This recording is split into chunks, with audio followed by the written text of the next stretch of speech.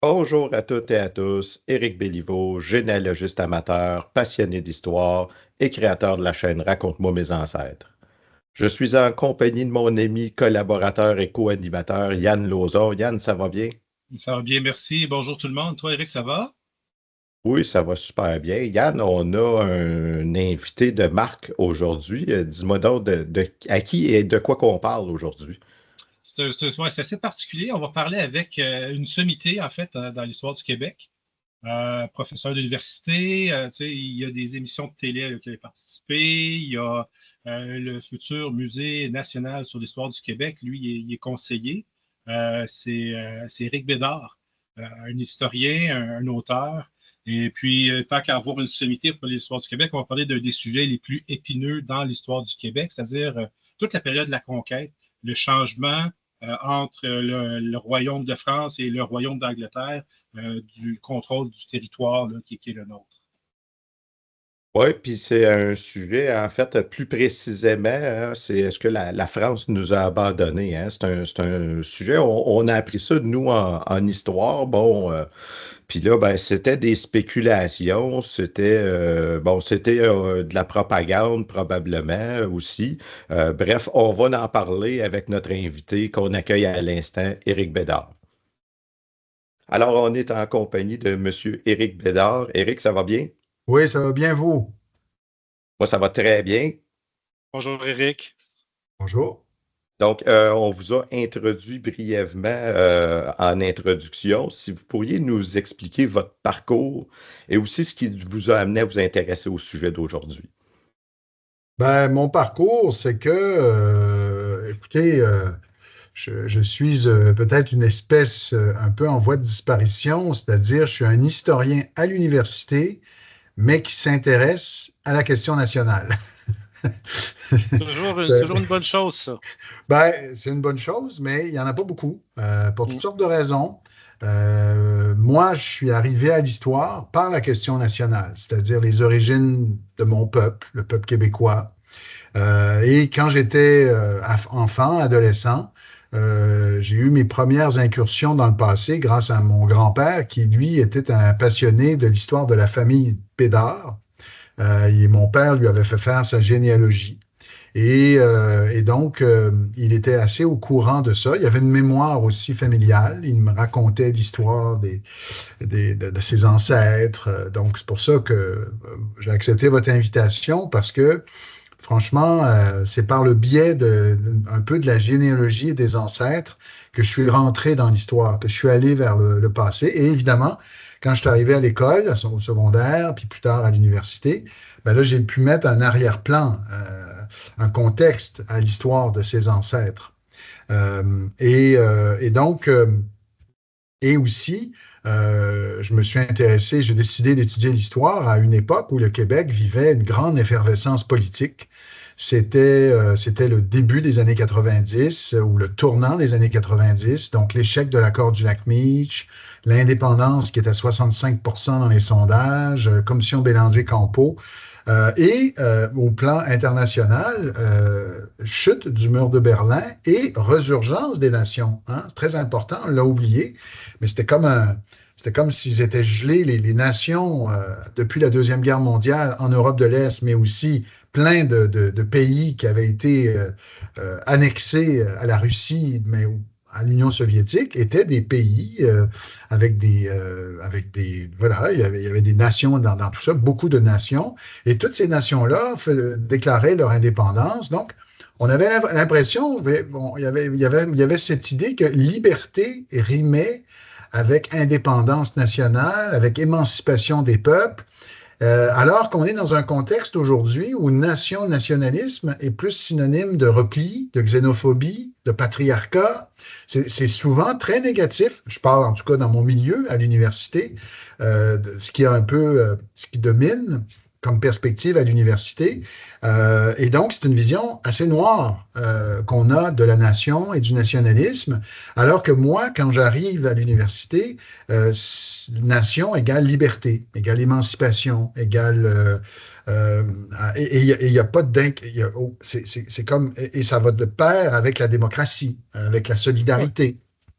Les gens ont quelque chose en commun. Oui, parce qu'on l'oublie. Ils se rejoignent avec ça. Exactement, on l'oublie, mais les nations au 18e siècle naissent à gauche. Je veux dire, les nations, c'était contre les empires et contre les monarchies. Les nations, c'était les peuples qui se prenaient en main. Et bon, évidemment, il y a eu des courants à droite, des courants traditionnalistes qui ont opté pour un autre point de vue plus tard. Et donc, il y a des gens de gauche comme il y a des gens de droite qui se réclament de la nation. Mais disons que moi, quand j'ai grandi, c'était quelque chose de fondamentalement positif. Et donc, ça allait de soi pour moi que lorsque j'allais étudier l'histoire, j'étais tombé dans les biographies dans les années 80. Je lisais des biographies de Pierre Godin, qui était le grand biographe de sa génération, qui avait écrit des biographies de René Lévesque, de Daniel Johnson. Et puis, alors, je lisais beaucoup de biographies. J'étais passionné par la question nationale. Donc, ça allait de soi pour moi qu'une fois à l'université, ben, j'allais étudier l'histoire d'un peuple, d'une nation, d'une communauté de destin. Et là, j'ai vu que c'était pas ça qui avait la cote, c'était pas ça à l'université, c'était pas ça qui était très populaire. En fait, ce qui était populaire quand je suis arrivé pour étudier, c'était ce qu'on appelle encore aujourd'hui l'histoire sociale, c'est-à-dire, et je comprends très bien d'où ça vient, c'est-à-dire on disait l'histoire nationale, la vieille histoire nationale n'en avait que pour les élites, que pour, voyez, et donc il faut parler du peuple. Ben oui, oui, tout à fait. Puis poussons la logique plus loin. Une nation, un peuple, c'est pas juste ses dirigeants, c'est les classes sociales, c'est des gens qui sont en conflit parfois entre eux, les régions, les villes, les hommes, les femmes, les minorités qui se joignent à l'aventure historique au fil des générations. Alors oui, bien sûr, là je me disais, oui, il faut élargir le spectre, il faut intégrer ça, mais moi je voyais pas d'incompatibilité entre histoire sociale et histoire nationale. Pour moi, c'était une façon d'enrichir notre vision d'une nation, d'un peuple. Et donc, c'est comme ça que je suis arrivé à l'histoire. Donc, mes premiers travaux ont porté sur une période très, très contemporaine. J'arrête pas de reculer dans le temps, en fait. Mes premiers travaux portaient sur, en fait, un peu par un concours de circonstances, je me suis intéressé à la jeunesse étudiante. Et puis, ensuite, mon directeur de maîtrise me cherchait un sujet, m'avait dit, mais pourquoi tu ne fais pas ça sur la crise d'octobre et la jeunesse? Donc, ça a été mon premier livre, mon mémoire de maîtrise, mon premier livre. Puis, mais là, en poursuivant mes études, je me suis dit, là, ce serait intéressant de m'intéresser, ça serait intéressant de me pencher sur une génération qui ressemble un peu à la mienne, la génération X. On était à la fin des années 90, début des années 2000, déficit zéro, il y avait une morosité politique. Et j'étais moi j'avais une conscience générationnelle assez forte. On voyait que c'était difficile pour notre génération de se placer. Il y avait une morosité. Et donc, je me suis dit, y a-t-il une autre génération qui a vécu peut-être des moments difficiles? Et je suis tombé sur les réformistes, donc la génération qui vient après les rébellions. Okay. Et donc, j'ai essayé de comprendre la pensée sociale, politique, religieuse, nationale de cette génération. Ça a été mon livre, Les réformistes. Mais là, j'ai dit, et là, j'avance dans le temps, et en même temps que je fais ces premiers travaux, je commence à faire de l'histoire, on pourrait dire de la vulgarisation. Et là, on m'est proposé d'écrire l'histoire du Québec pour les nuls. On est en 2012. Et là, je publie l'histoire du Québec pour les nuls, l'histoire du Québec pour les nuls, après avoir publié des travaux un peu plus universitaires. Et évidemment, et là, ça m'amène au sujet d'aujourd'hui, c'est-à-dire, pour écrire une histoire complète du Québec, il fallait que je parte au début, du commencement.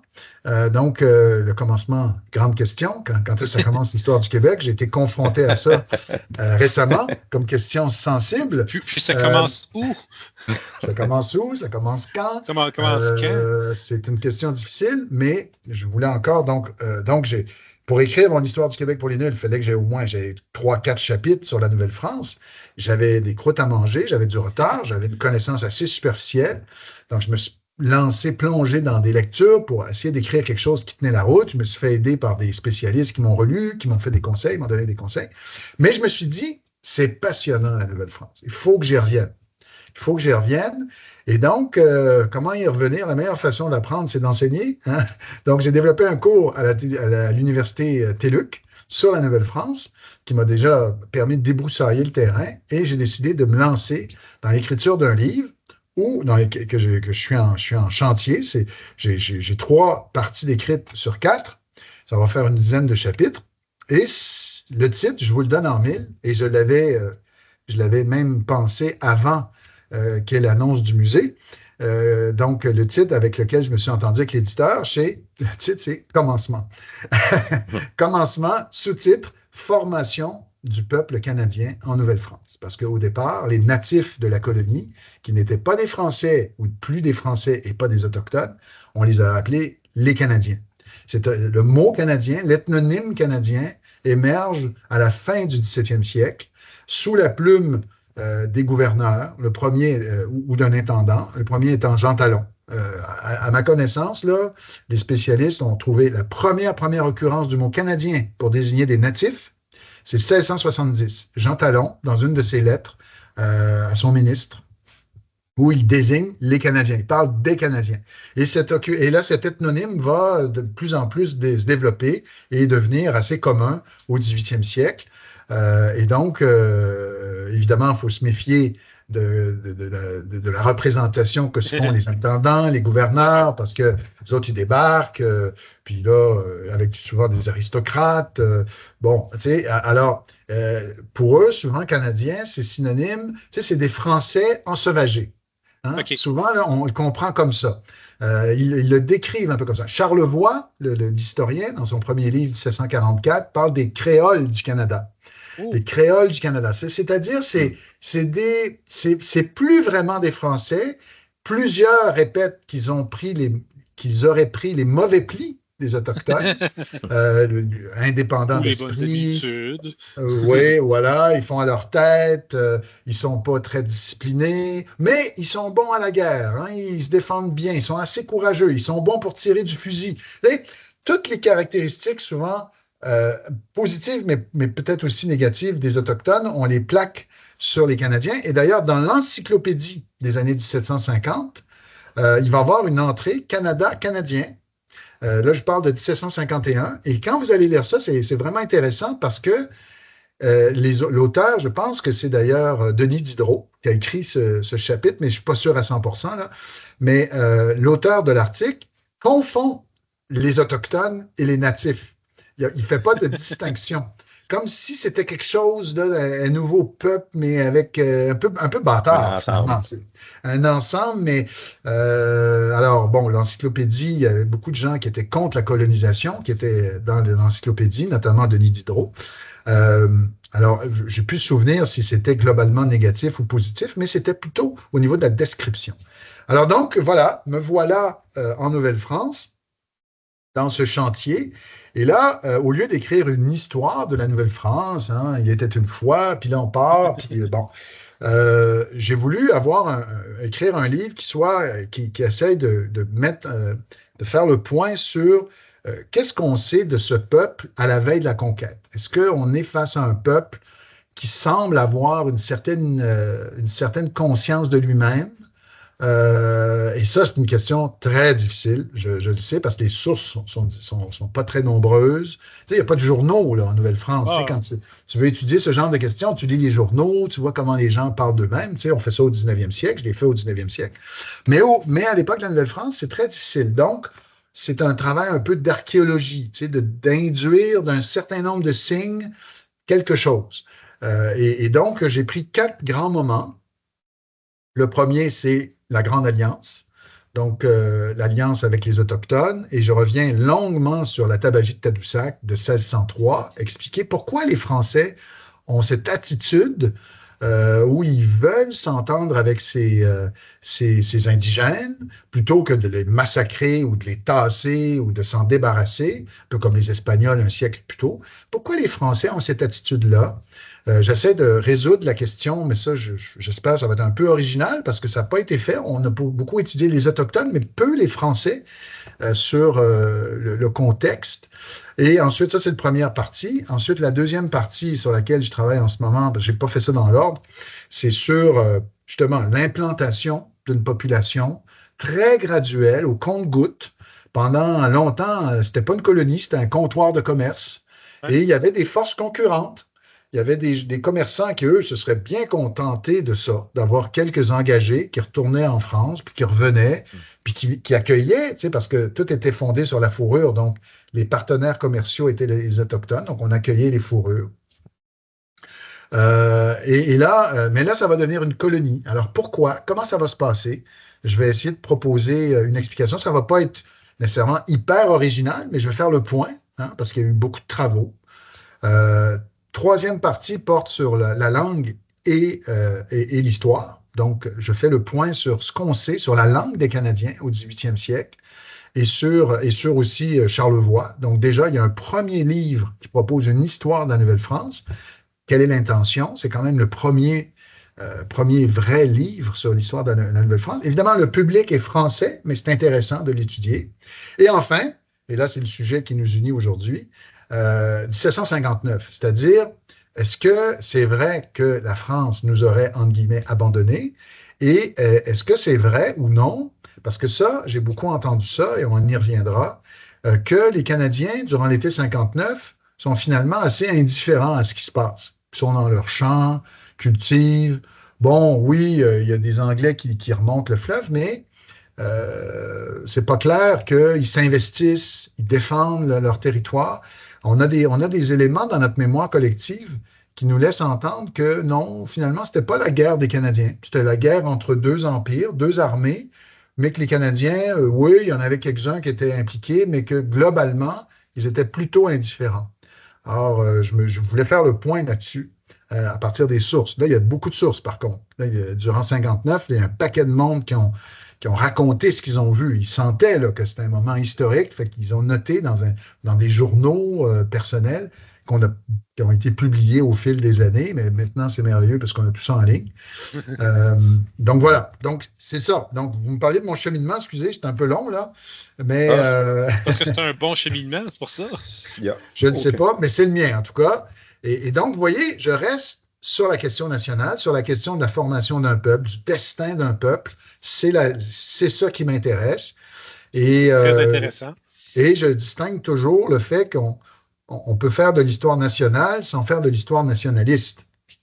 C'est-à-dire, on peut... Hein, c'est pas vrai que c'est une histoire plus militante que les autres. Parce que j'entends ça souvent, ça m'irrite un peu. Peut-être parce que avant la Deuxième Guerre mondiale, il n'y en avait que pour l'histoire nationale et que parfois, oui, cette histoire-là était un peu patriotique et militante. Mais je répète souvent que l'histoire nationale n'est pas plus nationaliste que l'histoire sociale et socialiste ou que l'histoire des femmes est féministe. Vous voyez? Oui, beaucoup de femmes qui font l'histoire des femmes sont féministes, mais on les juge sur leurs travaux. Alors, je demande la même chose pour moi. Jugez-moi sur mon travail, sur ma méthode, sur mes sources. Et sur mes engagements de jeunesse ou politique, ça, c'est une autre histoire. Alors, jugez-moi sur ce que j'écris. Voilà. Donc, pour faire le point sur mon cheminement, c'est ça. Très intéressant comme cheminement. Alors, justement, sur le sujet qui nous intéresse aujourd'hui, on sait que la Nouvelle-France a déjà eu, depuis les débuts de sa fondation, quelques guerres, qu'elle est impliquée dans quelques guerres. Mais maintenant, si vous pourriez nous expliquer les contextes qui nous amènent à cette guerre-là qu'on va appeler la guerre de 7 ans. Oui. Alors, en effet, la Nouvelle-France était souvent plongée, quand il y avait des guerres, on pourrait dire coloniales, qui ne concernaient que la Nouvelle-France, souvent, des accrochages, soit avec les Anglais, soit avec les alliés des Anglais, c'est-à-dire les Iroquois, qui étaient les ennemis des alliés des Français. Donc, il y avait un jeu là, il y avait une dynamique. Et il y a eu comme ça un certain nombre de guerres, en effet, on ne va pas toutes les passer en revue, mais la guerre de 7 ans, en fait, il y a deux guerres. Vous avez remarqué que les Européens, dans leurs livres, parlent de la guerre de 7 ans, mais ici, nous parlons souvent de la guerre de la conquête au Québec. Avec, je pense, au grand livre de Guy Frégault, 1955, La guerre de la conquête. Et regardez la chronologie. Frégault, dit guerre de la conquête, 1754-1760, alors que la guerre de 7 ans, on dit c'est 1756-1763. Donc, il y a comme deux conflits qui se chevauchent. Et en effet, les premiers affrontements commencent de la guerre de 7 ans, là, j'entends, commencent en Amérique du Nord. Je crois que c'est des bateaux, mon souvenir là, exact, c'est des bateaux français qui vont être coulés ou arraisonnés par les Anglais. Les Anglais qui se sentaient assez seuls après la guerre de succession d'Autriche de 1744-48. Ils se sentaient un peu seuls, ils se sentaient un peu menacés. Ils avaient pas. Il faut voir que la France était la grande puissance européenne de l'époque. Et donc, les Anglais étaient sur les dents. Et donc, ils vont attaquer ces deux vaisseaux français en 54 et ça va faire commencer un peu, ça va lancer les affrontements en Amérique du Nord, mais il va falloir attendre 2 ans avant que officiellement la guerre soit déclarée en Europe. Mais le conflit va commencer en Amérique du Nord, il va y avoir des affrontements évidemment entre les colons anglo-américains qui convoitent les terres de la vallée de l'Ohio, qui convoitent l'ouest du continent, et les forts français qui ont été construits au fil des années. Ça a commencé les forts dès la fin du 17e siècle, autour des Grands Lacs, mais il y en a eu plusieurs autres durant les années 1750. Là, ils se battent pendant 2 ans avant qu'en Europe, la guerre soit déclarée, mais est-ce que c'est quelque chose qui est habituel, qu'ils se battent comme ça, là? Genre, il y a eu des combats. C'est-tu à cause qu'il y a eu des combats en Amérique que la guerre se déclare en Europe? Est-ce que ça concorde? Ça a contribué? Puis est-ce qu'il y a eu des combats? Est-ce que c'est l'histoire qu'il y a tout le temps eu des combats parce qu'on avait des ennemis communs? Ou vraiment c'est un ensemble d'événements qui fait qu'en Amérique, on commence à avoir des combats, puis qui contribuent éventuellement à ce qu'il y ait le même type de conflit en Europe? Oui, c'est une bonne question. C'est vrai que ça commence ici. Au début, c'est plus des accrochages qu'une guerre en bonne et due forme, que des grosses offensives. C'est plus des accrochages, mais il y a beaucoup, beaucoup, beaucoup de tensions. Et oui, ça contribue au déclenchement de la guerre européenne. C'est un des éléments, mais c'est un élément important. C'est un élément important et parce que on a en Angleterre, bon, il n'est pas encore au pouvoir, mais on a un premier ministre qui va arriver au pouvoir en 1757, mais il n'est pas ça fait longtemps qu'il en parle, c'est William Pitt l'Ancien, comme on l'appelle, qui lui disait c'est sur les mers qu'on va gagner nos guerres, l'Angleterre, pas sur le continent, c'est pas notre force, c'est pas notre armée de terre, c'est notre marine, évidemment. Et donc, évidemment, on va donc beaucoup miser sur l'Amérique parce que c'est là où la France est faible aussi.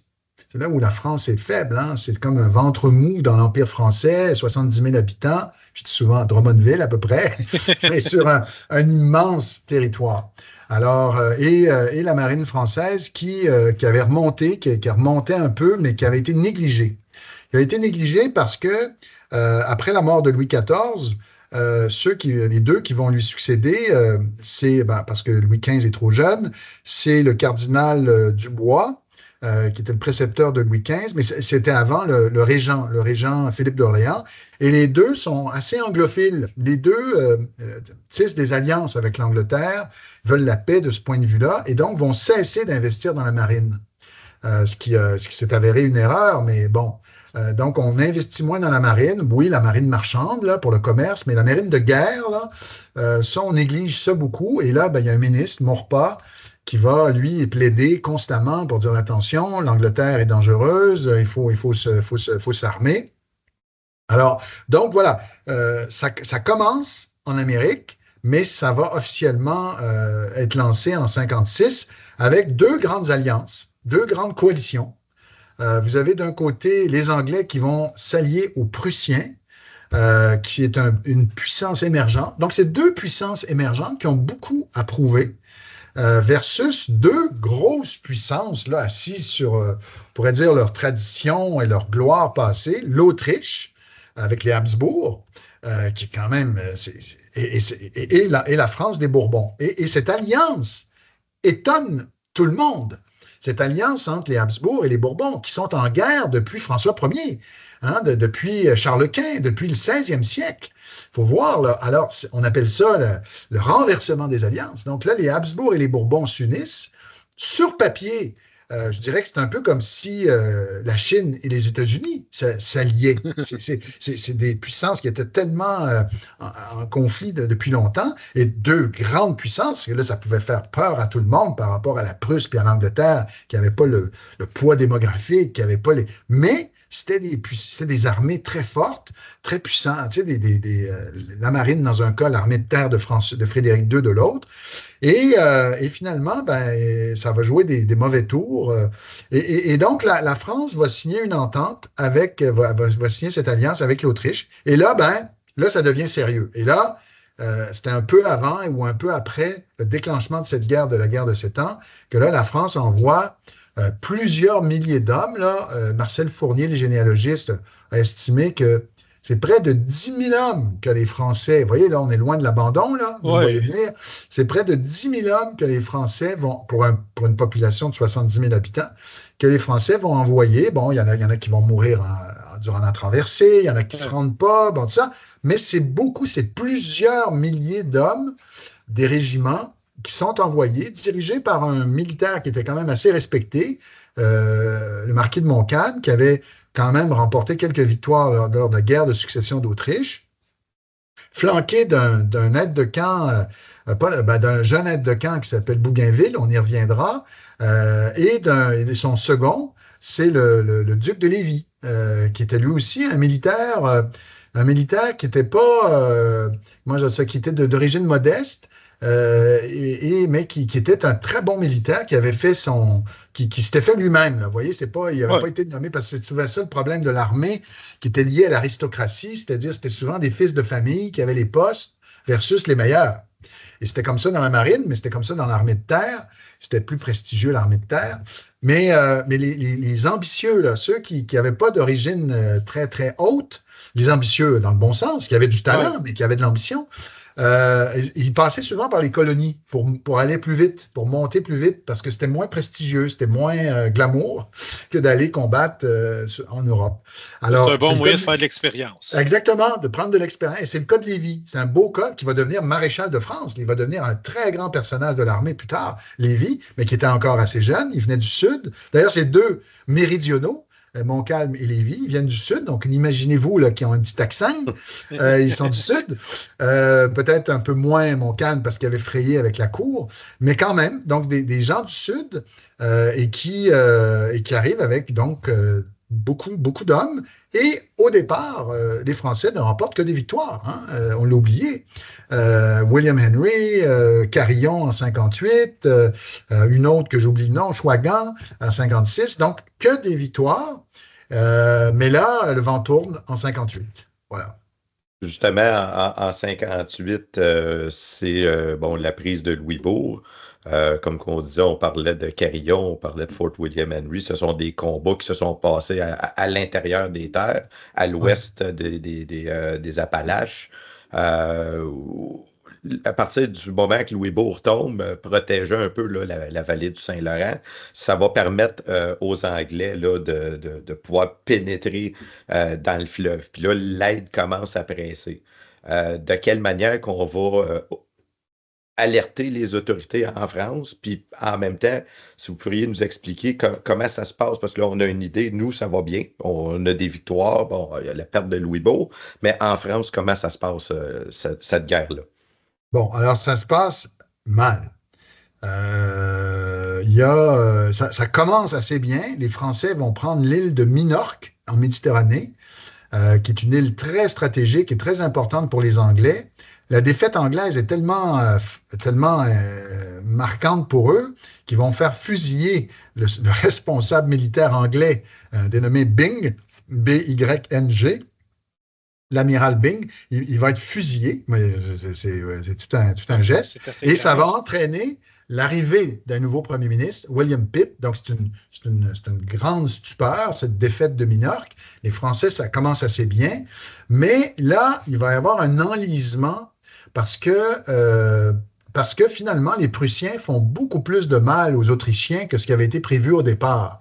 Et les Français s'étaient engagés à envoyer, à soutenir, c'est-à-dire une entente un peu secrète, parce que si l'opinion publique française avait été au courant, il y aurait pu avoir ça aurait pu ruer dans les brancards, parce que même si c'était une monarchie absolue, les gens payaient des impôts, il y avait quand même, la rumeur. Alors donc, là, il y a un enlisement du conflit sur les frontières de l'Autriche, de l'Empire autrichien. Et là, la France continue d'envoyer des renforts, et les victoires ne sont pas au rendez-vous. Et les Prussiens sont beaucoup plus forts que ce qui avait été envisagé. Donc, il y a un enlisement qui est très coûteux, qui va créer aussi une grande déprime à la cour, et qui va créer du défaitisme. Et évidemment, l'échec de Louisbourg ajoute à ça. Alors, les Prussiens remportent quelques victoires importantes à la fin de l'année 1757, et en 1758, 7 victoires de Louisbourg, des Anglais.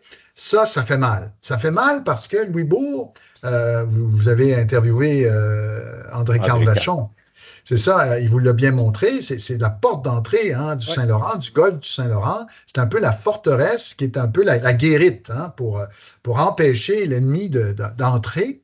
Et donc, la défaite, la chute de Louisbourg, ça ouvre le golfe du Saint-Laurent. Les Anglais peuvent remonter le fleuve sans aucun obstacle. Et donc, ça, c'est sûr, ça. On le sait, durant l'hiver, durant l'automne 58, lorsqu'est confirmée la chute de Louisbourg, parce qu'on apprend la nouvelle via la presse anglaise. Donc, la presse anglaise annonce ça, et donc les Français, au début, pensent que on n'est pas dans l'Internet. C'est des informations. Exactement, ça prend du temps. Et là, les Français, apprennent finalement, autour de septembre, que là, c'est vrai, on a vraiment perdu Louisbourg. Donc, c'est pas juste les Anglais qui se bombent le torse, c'est vrai. Et là, tout le monde sait que la prochaine étape, ça va être la vallée du Saint-Laurent, ça va être Québec, ça va être Montréal. Et là, la stratégie anglaise, c'est une stratégie qu'on dit de la mâchoire. Donc, prendre sur 2 fronts les Français par le golfe du Saint-Laurent avec les troupes de Wolfe et remonter le Richelieu ou les troupes par terre ou l'Outaouais avec les troupes de Amherst. Qui vont... alors finalement, durant l'année 59, Amherst, pour toutes sortes de raisons, est retenu, ne va pas réussir à remonter jusqu'à Montréal. Mais par contre, et ça bouscule les plans de Wolfe, mais Wolfe, lui, il a justement le feu vert, et donc il lance son armada, il va lancer son armada au printemps de 1759. Et entre-temps, il est accompagné d'un jeune homme. C'est vraiment incroyable. Durant l'année 59, on pourrait dire que le Québec d'aujourd'hui, la vallée du Saint-Laurent, c'est l'épicentre de la guerre de 7 ans. Et poussons plus loin, c'est un peu le centre du monde. C'est vraiment il y a vraiment là un enjeu que tous les regards sont tournés vers la vallée du Saint-Laurent. Et vous avez, à côté de Wolfe, un personnage qui s'appelle James Cook, le fameux James Cook qui va être celui qui va fonder un peu l'Australie, qui va, entre guillemets, découvrir, on ne dit plus ça maintenant, mais vous voyez ce que je veux dire, qui va fonder la colonie pénitentiaire en Australie. Et vous avez de l'autre côté Bougainville. 2 grands personnages qui vont devenir des personnages mythiques, mais qui sont des jeunes qui font leur classe ici, dans la vallée du Saint-Laurent. Et James Cook, avec d'autres, évidemment, va baliser le fleuve, parce que le fleuve avait la réputation d'être casse-cou, très difficile à remonter. Il y avait eu un échec cuisant des Anglais en 1711. Il s'était échoué au large de quelque part sur la côte nord. Ils avaient manqué de temps en 1690. Ils avaient tenté, il y avait eu toute une armada de Boston qui avait tenté de prendre Québec. Mais ils étaient arrivés tard. Ils étaient arrivés, je pense, en octobre. Alors, évidemment, il n'y avait presque pas de temps. Et, la glace, le fleuve allait geler. Donc, ils se retournaient. Ça a été aussi un fiasco. Alors, donc, les Anglais savaient que c'était un fleuve difficile. Ils avaient fait traduire, les crapauds, on pourrait dire, ils avaient fait très vite traduire le livre de Charlevoix.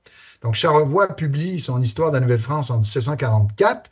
Et dans les années qui suivent, là, si ce n'est pas l'année suivante, c'est traduit en anglais et on regarde les cartes, parce qu'il y a de très belles cartes dans le livre de Charlevoix qui ont été faites par d'autres, qui sont des cartes très détaillées. Alors là, on va tout traduire ça, on va essayer de mieux maîtriser ça.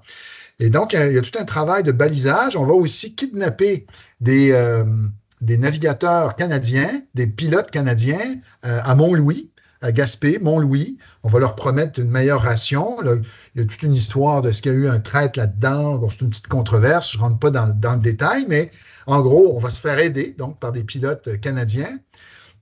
Et là, ben voilà. Mais ça, c'est la stratégie des Anglais. Mais du côté français,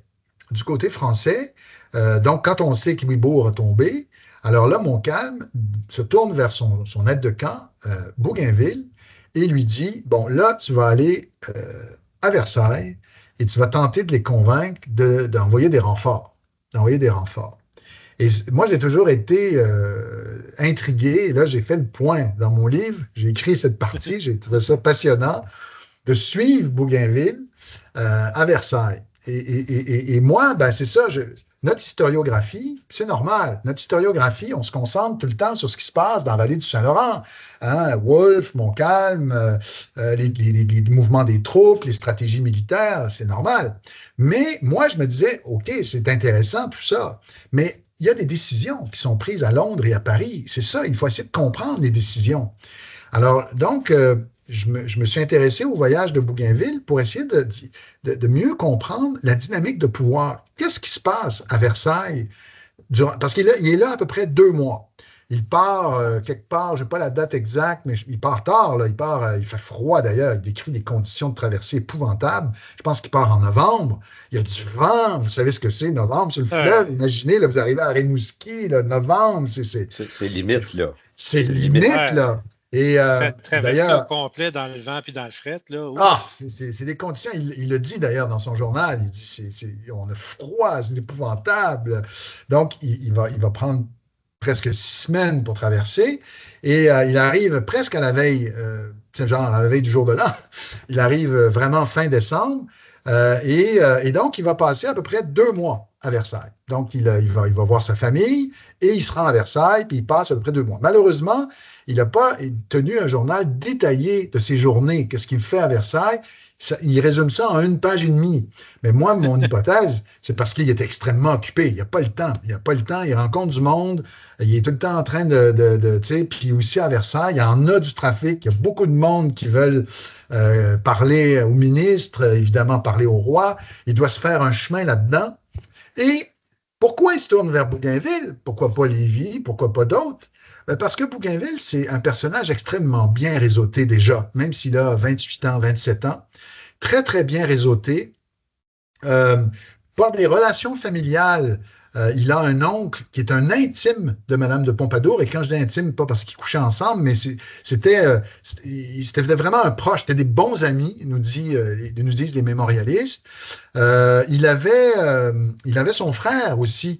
Son frère, à l'époque, le Bougainville le plus connu, c'était son frère aîné, 7 ans plus vieux que lui, c'est Jean-Pierre, qui était un académicien. Il était membre de l'Académie française, mais il va mourir jeune, donc on va l'oublier. Et c'est lui qui va devenir le Bougainville célèbre. Mais donc, il avait des relations et il avait une prestance. Il était bon pour raconter, dit-on. Il avait une belle personnalité. Et là, ben, il va rencontrer les ministres clés. Éventuellement, il va rencontrer le roi, mais à la fin, il dit qu'il a rencontré plusieurs fois Madame de Pompadour. Et donc, en gros, il arrive dans un moment, dans une période où là, il y a un réalignement du pouvoir français. C'est-à-dire que là, pendant 1 an, il y a eu un ministre des Affaires étrangères qui s'appelait le cardinal de Bernis, qui est un dilettante. C'est vraiment un dilettante. Il n'était pas fait pour le poste. Il a été nommé là par Madame de Pompadour, d'un ancien ambassadeur. C'est un poète. C'est un homme qui était bon dans les salons. Mais la tâche l'écrase. Et il est tellement découragé, on le voit dans sa correspondance, qu'il dit qu'il faut signer une paix séparée avec l'Angleterre. Il faut se concentrer sur l'Europe, signer une paix séparée avec l'Angleterre, en voulant dire, laissons tomber ce front, entendons-nous avec les Anglais, quitte même à perdre le Canada. Il est assez sombre, surtout avec la chute de Louisbourg, et concentrons-nous sur l'Autriche, parce qu'il sait que Madame de Pompadour est très, très, très préoccupée par cette alliance avec l'Autriche, parce qu'elle est un peu c'est elle qui a un peu tiré les ficelles de ça. C'est elle qui a été la cheville ouvrière de cette alliance. Et ce serait un autre sujet. Vous me Et qui est réinviterez. Madame de Pompadour? Ah oui, ben merci. Excusez, je prenais pour acquis que vous le saviez. Madame de Pompadour, c'est la femme la plus puissante de l'entourage de Louis XV à l'époque. Pas la femme, la personne la plus puissante. Elle a été la maîtresse du roi pendant 5 ans. Mais à partir de 1705, en général, quand tu es la maîtresse du roi, puis le roi, ben, il stanne de toi un peu, il est plus intéressé, ben, les rois répudiaient leur maîtresse, puis évidemment, des fois, il y avait eu des enfants avec, fait qu'ils prenaient soin des enfants, leur donnaient des titres, mais envoyaient la maîtresse en titre dans un petit château en province, puis bon, finissait ces jours-là. Elle essaie de disparaître. Oui, parce qu'il y en avait une autre, des fois, c'est de la jalousie, sans parler de la reine-mère, de la reine officiellement qui pouvait, bon. Mais là, elle est tellement, elle se rend comme indispensable, elle est tellement fine, c'est tellement une bonne courtisane, elle est tellement habile, puis elle est tellement, elle le conseille, elle devient un peu son amie. Donc, elle reste son amie, son confident et sa conseillère. Évidemment, elle est détestée par d'autres partis à la cour, mais elle réussit à écarter tous ces partis les uns après les autres dans toutes sortes d'intrigues qui seraient dignes de House of Cards. Là. Si vous suivez ça, la cour de Versailles, c'est du House of Cards multiplié par 8, là, parce qu'il n'y a pas d'élection. Hein? C'est en tout cas. Et donc, elle réussit à écarter son dernier concurrent en 1757. Et finalement, elle est vraiment, on dit à l'époque qu'elle est comme le premier ministre. Moi, je dirais plus comme un chef de cabinet. Parce que premier ministre, c'est quand même une fonction quand même assez officielle. Elle ne pouvait pas être premier ministre, une femme, une courtisane, tout ça. Mais moi, je dirais chef de cabinet. C'est-à-dire que tout passait par elle. Pour rencontrer le roi, c'est elle qui décidait qui allait à la chasse avec le roi. Bien évidemment, le roi, il avait son mot à dire, mais elle lui faisait des suggestions. Ensuite, le roi avait ses petits soupers. Et ça, ça n'existait pas à l'époque de Louis XIV. C'est-à-dire que le roi avait des espaces un peu intimes. Il aimait ça se retirer avec des amis, avec des gens qu'il aimait bien. Puis il y avait des modes. Des fois, c'était un tel, ben, tu étais à la mode, fait qu'il t'invitait. Puis là, tu l'étais moins. Puis bon, tu pouvais juger de ton influence par les invitations. Et elle était très importante là-dedans. Rien n'indique que Bougainville a été invité dans ses petits soupers. Mais elle était vraiment très importante. Et il nous dit qu'il l'a rencontrée plusieurs fois. Donc, ce qui se passe durant ces 2 mois-là, en gros, c'est qu'on va tasser l'ancien ministre des Affaires étrangères qui était trop déprimé, trop dépressif, trop démoralisateur. Le roi n'aime pas ça, Madame de Pompadour n'aime pas cette attitude, et on nomme à sa place le nouvel homme fort qui va être là jusqu'à sa disgrâce 11 ans plus tard, c'est le duc de Choiseul. Et ça, c'est vraiment un personnage très important qui, lui, il est jeune, il a 39 ans, il est énergique. Et là, il était ambassadeur avant, il était ambassadeur en Autriche, ambassadeur. Et là, c'est lui qui est l'homme fort. C'est lui qui va proposer au roi un grand coup. Il dit là, il n'y a rien qui va, ça ne va pas bien. Et donc, sa thèse, sa proposition, ce n'est pas d'abandonner le Canada, même s'il n'envoie pas de troupes, mais j'y reviens. Son idée, son plan, c'est d'envahir l'Angleterre. Rien de moins. D'envahir l'Angleterre. Et ça, avec le recul, on trouve ça. Voyons, il était-tu tombé sur la tête? Il se prenait pour Guillaume le Conquérant. Exactement. Il est mégalomane, il se prend pour Guillaume le Conquérant. Non. En 1746, il y avait une tentative de débarquement parce que les Français étaient restés les alliés des Écossais. L'Écosse a été unie à la Grande-Bretagne seulement en 1707. Et le trône écossais est en exil. Ils sont contre cette unité. Et le prétendant vit en France. C'est un allié des Bourbons. Alors donc, il y a cette espèce de... Et ça fait peur aux Anglais, d'ailleurs. Les Anglais surveillent ça de très près. Ils ont des espions. Ils ont très peur de ça. Et donc, en 1746, ils vont tenter un débarquement qui va échouer. Mais Louis XIV, à l'époque, avait aussi envisagé, parce qu'il y a eu plusieurs guerres avec l'Angleterre sous Louis XIV, avait lui aussi fait préparer des plans de débarquement, parce que là, sa marine devenait assez puissante, elle avait été développée par Colbert. Et plus tard, Napoléon va reprendre les plans de Choiseul, parce qu'il va lui aussi envisager un débarquement. Ça traverse l'histoire militaire de France, ça, à l'époque, cette idée, cette espèce de fantasme de « on va aller les battre chez eux, sur leur territoire ». Et donc, Choiseul a ce plan. Et donc, évidemment, la marine française a repris du mieux durant les années 1750, on a réinvesti, mais elle reste encore précaire par rapport à l'Angleterre. Elle est en force un peu plus faible, mais pas loin d'être équivalente, mais un peu plus faible. Donc, évidemment, il faut mobiliser tout ce qu'il y a de marine. Donc, il n'est pas question d'envoyer une marine au Canada, puisqu'il faut que toutes les forces de la marine française soient mobilisées et on va faire construire des dizaines de bateaux à fond plat pour transporter des troupes de terre.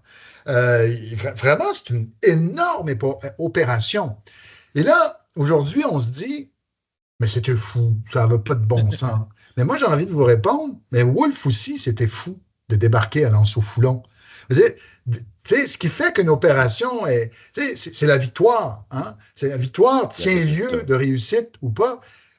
C'est vrai que c'était, on pourrait dire, mégalomane, c'était compliqué, c'était peut-être écrit dans le ciel que ça n'allait pas fonctionner, mais si ça fait fonctionner, même partiellement, parce qu'on avait prévu 3 débarquements, un au sud de Londres, un en Écosse et un en Irlande. Donc, on envoyait. Alors là, les Anglais auraient été pris de tous les côtés. Ils ne l'auraient pas vu venir. Probablement. Malheureusement, ils l'avaient vu venir parce que leurs espions étaient au courant dès la fin de l'année 58. Ça, on l'a dans les journaux, qu'ils étaient déjà au courant. Donc, ce qu'ils ont fait, pas bête, ils ont mis beaucoup de bateaux le long des côtes françaises. Ils surveillaient très étroitement tout ce qui se passait, en vigie. Et d'ailleurs, ils ont même attaqué parfois certaines villes. Ils ont attaqué Cherbourg, ils ont attaqué Dieppe. Là, je parle de l'année 59, là, juste pour envoyer le message aux Français qu'on vous a à l'œil, là. On vous a à l'œil. Alors donc, mais imaginons qu'un des 3 corps expéditionnaires débarque, un des 3, juste un. Les Français auraient dû réagir à ça. Et peut-être qu'une partie des troupes du Canada aurait été rapatriée, parce que là, c'est le cœur qui est attaqué. Donc, vous voyez, ce que j'essaie de démontrer, ce que je vais essayer de démontrer, c'est qu'à mon avis, le mot abandon ne fonctionne pas pour l'année 59. D'une certaine façon, le cardinal de Bernis était dans une logique d'abandon. On signe une paix séparée, on se débarrasse de ça, puis on se concentre sur l'Europe. Choiseul, c'est pas ça son plan. Et moi, je dis, c'est pas ça son plan, parce que probablement que et Mme de Pompadour et le roi, mais là, on n'a pas de lettre officielle, mais s'il a mis de l'avant ce plan-là, c'est qu'il avait le soutien et de Mme de Pompadour et du roi. Parce qu'il ne pourrait pas, il n'avait pas pu, parce que ça coûtait cher aussi, ça demandait énormément de ressources. Donc, je pense que pour l'année 59, même si je comprends que Lévis, Montcalm avaient peut-être, eux, le sentiment d'être un peu abandonnés, et ils n'étaient pas dans les arcanes, ils savaient vaguement que ça se tramait, on a des traces dans le journal de Montcalm où il est un peu au courant de ce qui se trame, le plan de match de Choiseul, mais donc, même si on peut comprendre qu'eux se soient sentis un peu abandonnés, parce qu'au fond, parce que le message qu'on envoie à Bougainville, on dit à Bougainville, allez dire à vos supérieurs la chose suivante, tenez bon là, 1 an.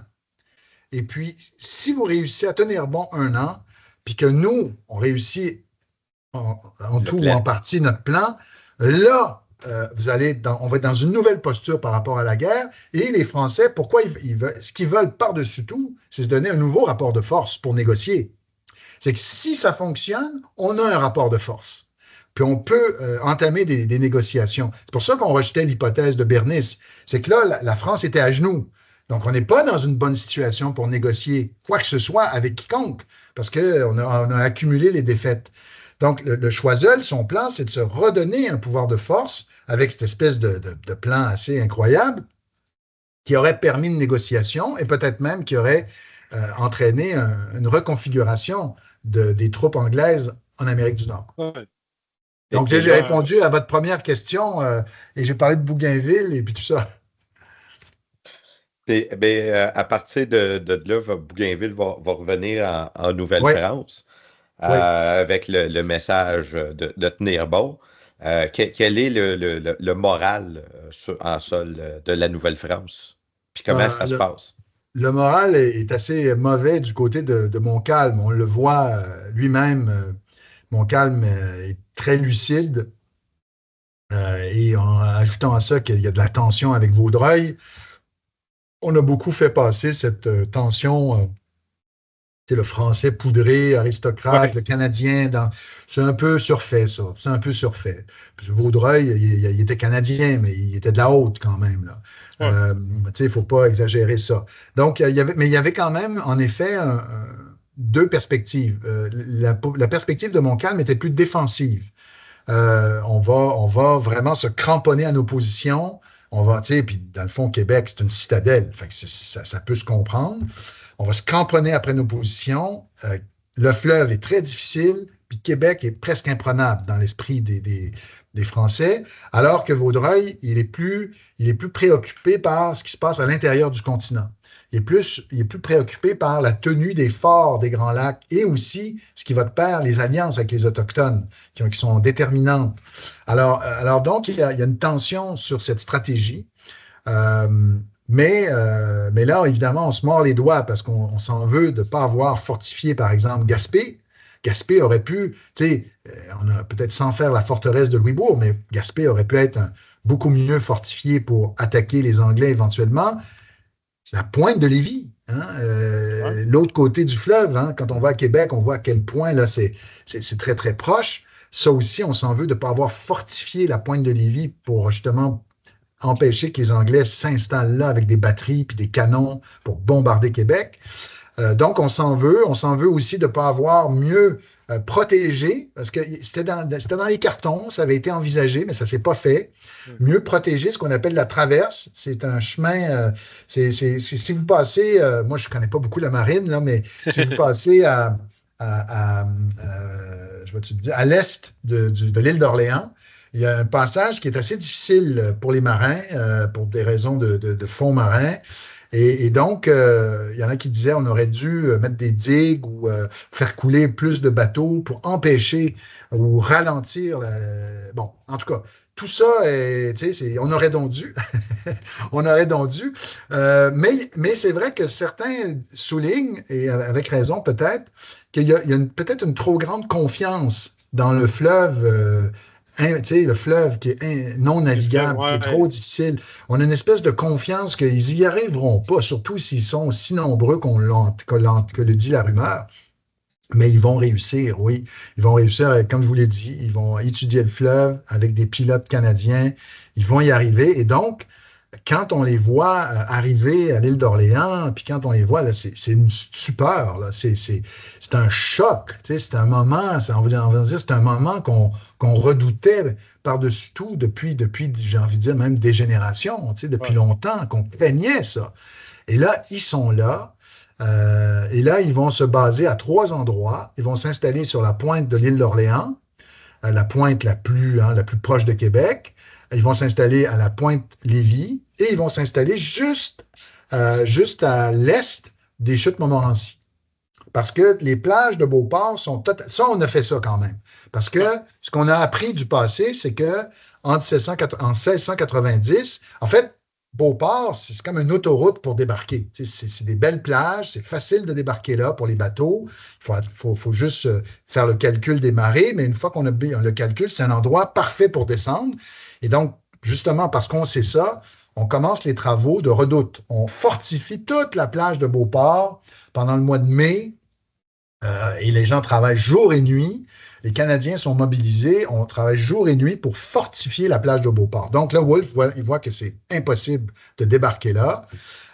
Et donc, il va s'installer à 3 endroits. Et voilà. Donc, et puis là, commence le siège de Québec qui va durer tout l'été. Puis c'est justement chez les habitants, comment ça se passe? Bon, évidemment, à Lévis, ça se passe différemment d'à Vaudreuil ou à l'île Perrot. Ouais. Mais en général, dans la vallée du Saint-Laurent, ça se passe comment? Bon, alors, avant de commencer mes recherches, avant de me plonger dans l'historiographie et les sources, je vais vous dire d'où je partais, moi. Puis je veux dire, je suis comme vous, je suis passionné par l'histoire, donc je me dis, si moi j'avais ce point de vue-là, probablement que beaucoup de gens avaient ce point de vue-là. Je vous rappelle la série Duplessis. Oui. Vous vous souvenez de la fameuse série Duplessis, le fameux échange entre Adélard Godbout et Maurice Duplessis. On est en 1942. Il y a le débat sur la fameuse conscription. Ça va de l'année du plébiscite. Et là, il y a une discussion très orageuse entre Duplessis et Godbout. Et Duplessis, lui, il dit, moi, je ne voudrais pas être à ta place, la conscription, on est des gens pacifistes, nous, les Canadiens, Canadiens-Français, on est des gens pacifiques, on n'a jamais été en guerre contre personne. Et là, Godbout lui répond, mais t'oublies la bataille des Plaines d'Abraham. Et Duplessis, et ça c'est le scénario de Denis Arcand, réplique, achale-moi pas avec ça, il y avait quelques Canadiens, mais c'était une guerre entre l'Empire, les deux empires, puis nos Canadiens étaient en train de cultiver leur champ, ça ne les intéressait pas. Puis moi, je vois ça jeune, là, je vois ça adolescent, je prends ça un peu pour argent comptant, mais là, j'ai lu aucun livre. Là. C'est juste, c'est pour ça que c'est fort, des fois, les séries, les films. C'est TV, donc c'est vrai. C'est exact. Non, mais ça s'imprègne. Un peu comme maintenant, les gens qui lisent Internet, puis les nouvelles, puis qui disent si tu es sur Internet, ça doit être vrai. Oui, exact. Alors là, maintenant, au moins, sur Internet, c'est vrai qu'il faut se méfier, mais on a une quantité de références et de sources possibles. Alors que, je ne veux pas vous vieillir, mais moi, je suis né en 69, tu écoutes une série d'histoires dans les années 80. Il n'y en avait pas une deuxième pour dire le contraire. C'est-à-dire, tu peux aller à la bibliothèque, là, mais c'est du travail, là. C'est pas un clic sur Google là, où tu dis, bon, tu sais, bon. Alors, moi, j'étais resté avec cette idée-là. Ensuite, j'écoute le beau documentaire de Jacques Godbout sur justement l'année 59, la conquête de l'Amérique, c'est tout ça. En tout cas, le titre, c'est un documentaire de l'ONF. Vous pouvez le trouver sur en ligne.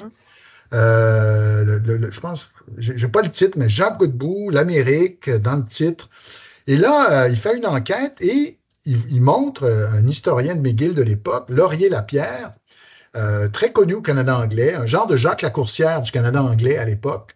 Il est parfaitement bilingue, il est prof à McGill, et il reprend un peu cette même idée que les Canadiens disaient « On se fout d'un peu de vous, Français, Anglais, faites votre guerre, nous autres, on fait nos affaires, puis... » Donc, un peu la thèse de l'indifférence. Bon.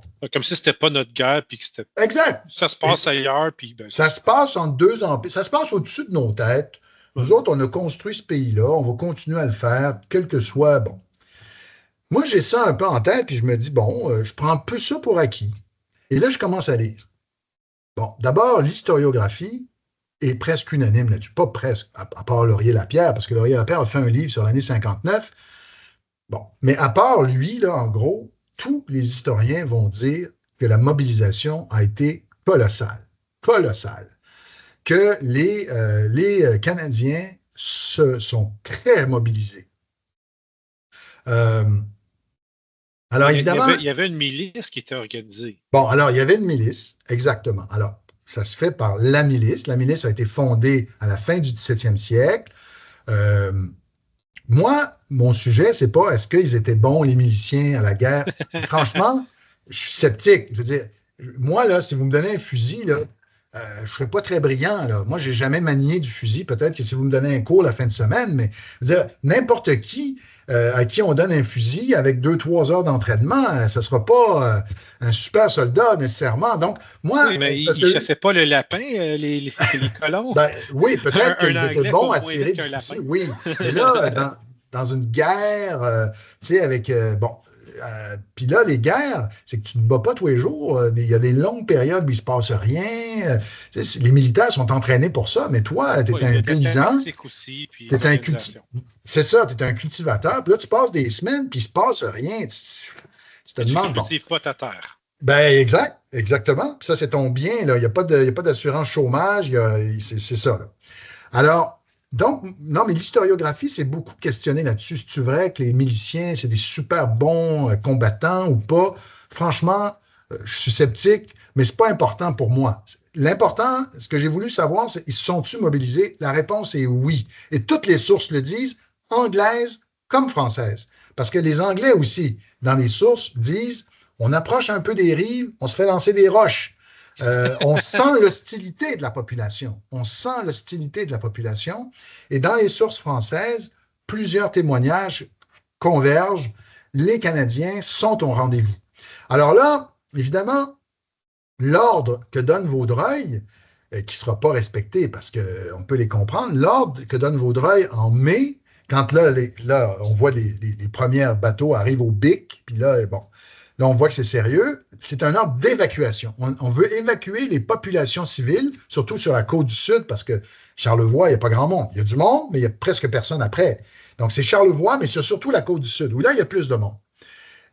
Et là, on veut évacuer la côte du Sud. Mais là, il y a beaucoup de résistance. Ben, c'est normal. Je veux dire, vous abandonnez tous vos biens.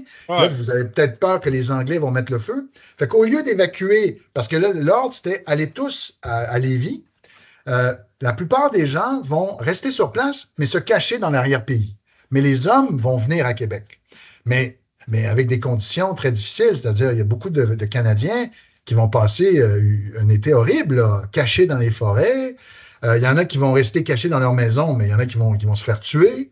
On va mettre le feu aux granges, aux maisons. Des fois, il y avait des enfants qui étaient là. Ça, je raconte ça. Donc cet ordre-là n'est pas respecté, mais les miliciens, eux, sont présents. Ils arrivent à Québec en masse. On dit, les chiffres, écoutez, je répète, 70 000 habitants dans la vallée du Saint-Laurent, c'est près de 12 000 miliciens qui répondent à l'appel. Je dis souvent, c'est comme si aujourd'hui, 1,5 million des Québécois prenaient les armes. Hey, c'est une méchante armée, là. 1,5 million. On a beau dire qu'on n'est pas des professionnels, mais je voudrais pas être une armée qui débarque puis qui a face à elle 1,5 million d'habitants qui veulent pas que tu débarques. Donc, c'est quand même fort. Alors là, le débat, par contre, c'est pourquoi? Pourquoi ils se mobilisent? Ça, c'est une vraie question. Est-ce qu'ils se mobilisent parce qu'ils obéissent à un ordre? Ils sont obéissants, tout simplement. Et là-dessus, les historiens ne s'entendent pas. Là-dessus, il y a des débats. À partir de François-Xavier Garneau, on a pris un peu pour acquis que c'était par patriotisme. Bon, moi, je suis plutôt d'accord avec ça aussi. C'est-à-dire, le patriotisme au sens du 18e siècle, c'est la terre des pères. C'est la terre là où on est né. La patrie, c'est la terre où on est né. Et donc, on défend sa terre. On défend donc sa terre, mais la terre de mes pères, de mes ancêtres. Comme dans l'hymne national, éventuellement, la terre de nos aïeux. Ben voilà, on défend la terre de nos aïeux. On peut penser que ça a joué un rôle très important.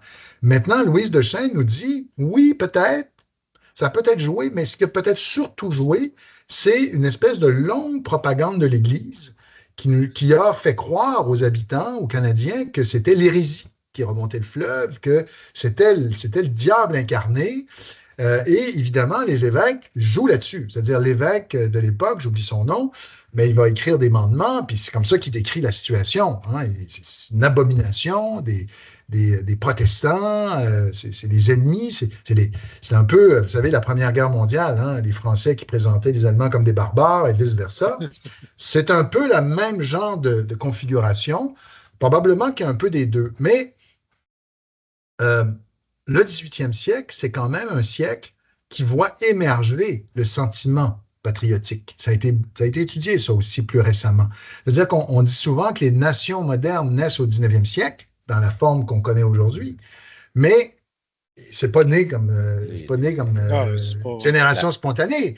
C'est un long travail. L'image a commencé plusieurs siècles avant. Exactement. Il y a quelque chose qui était là, qui était un soubassement. C'est un peu comme une maison. Ça prend une fondation.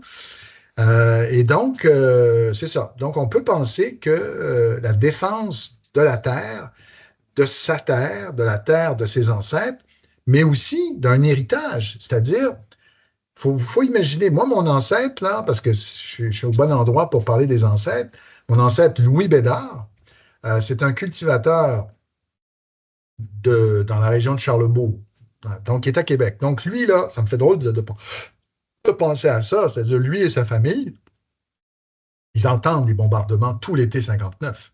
C'est des bombardements, d'ailleurs, c'est très spectaculaire, ça serait un autre sujet. Donc, il est témoin de ça. Et Louis Bédard, mon ancêtre, ben, il faudrait que je vois l'arbre généalogique, mais il est probablement soit le petit-fils ou l'arrière-petit-fils d'Isaac, le premier. Donc, je veux dire, on peut penser que pour ces Canadiens, la France, c'est pas quelque chose de lointain comme pour nous aujourd'hui. La France, c'est ton grand-père qui était français. Ouais. Donc, c'est proche. Regardez les immigrés d'aujourd'hui. Je veux dire, ça va prendre du temps avant que s'efface la mémoire du premier immigré qui a débarqué au Québec, hein, premier Syrien, premier Haïtien. Les enfants grandissent dans la mémoire du pays parce que leur père leur parle de l'Haïti, de son... Mais c'est pareil pour les Canadiens du 18e siècle. Donc, il y a la terre qu'on défend, la terre qu'on a labourée, qu'on a défrichée, on a fait de la terre, hein, qu'on a cultivée, mais aussi la France, la filiation française. Montcalm raconte qu'à un moment donné, il passe les troupes en revue, notamment les miliciens, puis ça se termine par un grand « Vive le roi ».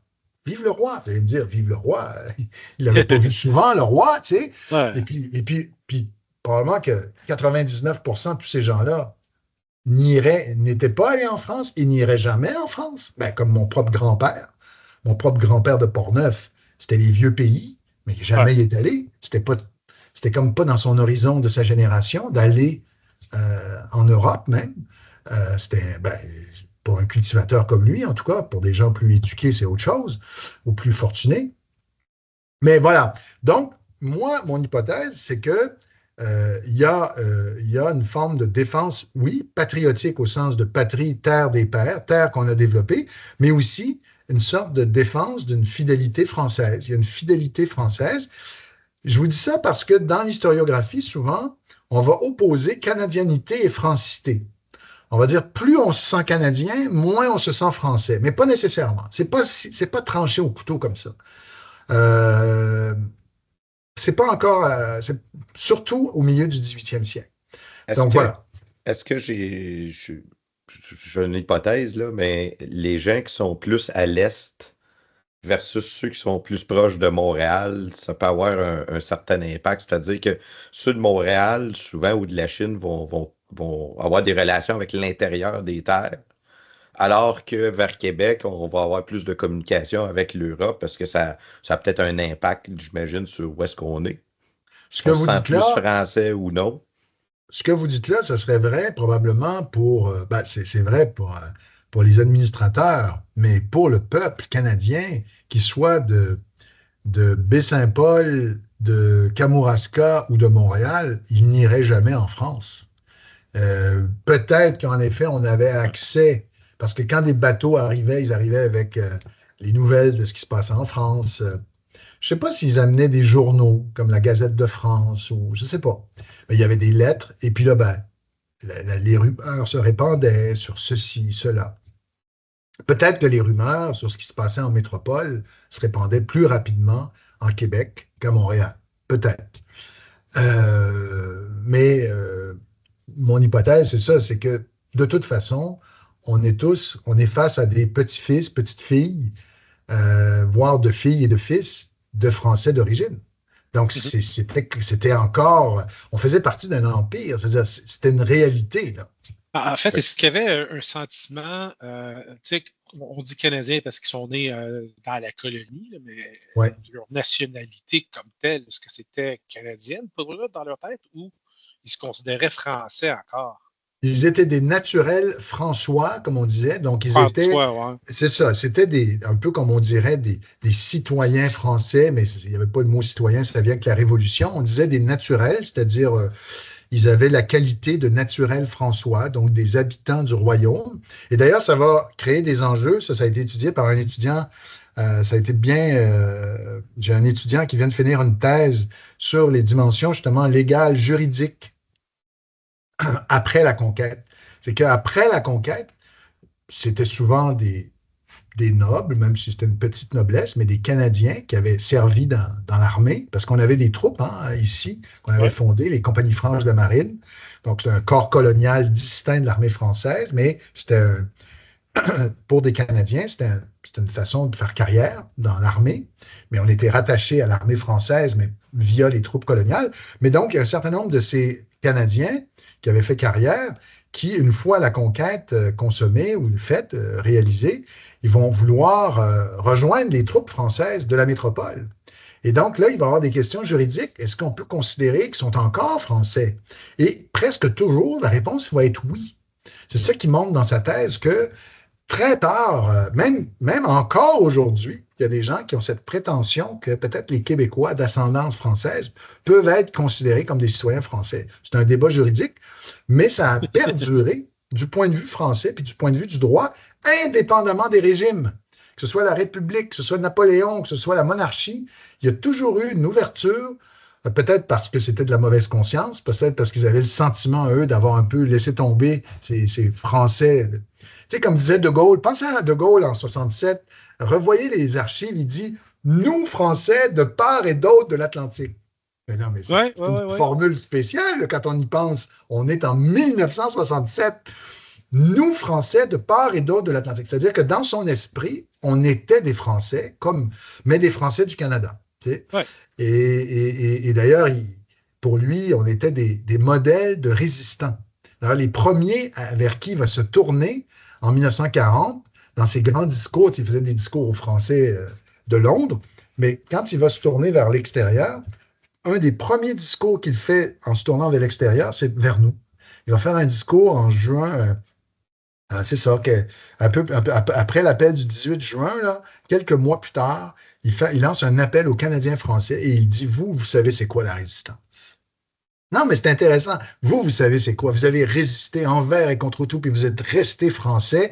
Et il faisait lire Maria Chapdelaine à ses enfants pour montrer c'était quoi la résistance des Canadiens. Il était très... Et donc, il y avait un attachement parce qu'il connaissait l'histoire. Voilà, donc je pense que c'est ça. Je pense qu'en 1759, il y a une mobilisation, en bonne partie par patriotisme et par attachement à cette filiation française. C'est ça que je vais défendre dans mon livre. Okay. Je pense que là, la plupart de nos auditeurs connaissent un peu la suite des événements. Il va arriver la bataille des plaines d'Abraham.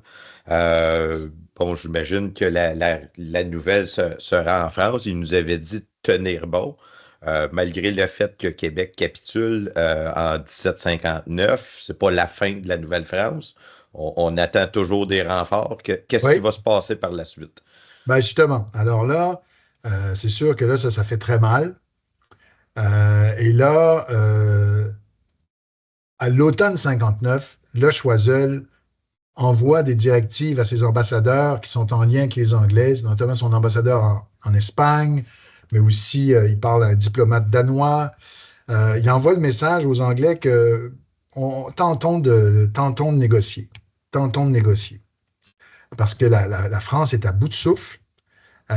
Toute cette mobilisation a ruiné les finances du royaume, tellement qu'on ne reconnaît plus la monnaie qui est en circulation, ce qui va évidemment énormément choquer les Canadiens, qui va contribuer à détacher peut-être un certain nombre de Canadiens de la France, parce qu'on ne reconnaît pas avec eux. Demain matin, là, imaginez-vous votre compte de banque, je vous dis, monnaie de singe. Rien. C'est pas rien, là. On a beau aimer le pays, là, c'est nos économies et tout ça. Ben, c'est un peu la même chose qui se produit, et ça va prendre des années, ils vont être remboursés à peu près à la moitié. Là. En tout cas, il y a des gens qui ont étudié la question, mais c'est un coup de tonnerre. Choiseul veut lancer des négociations. Finalement, il va y avoir une nouvelle alliance avec l'Espagne, parce qu'on espérait l'alliance avec l'Espagne, parce que l'Espagne, c'était un Bourbon, donc c'était même famille royale qu'en France, depuis 1705. Donc, on espérait que l'Espagne avait encore une aura à l'époque au niveau de sa marine.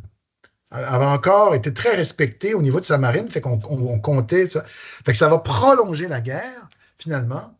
On va appeler ça l'alliance des Bourbons, en tout cas. Et ça va prolonger la guerre. Mais en 59, à l'automne 59, c'est vraiment la déprime. Il n'y a plus d'argent.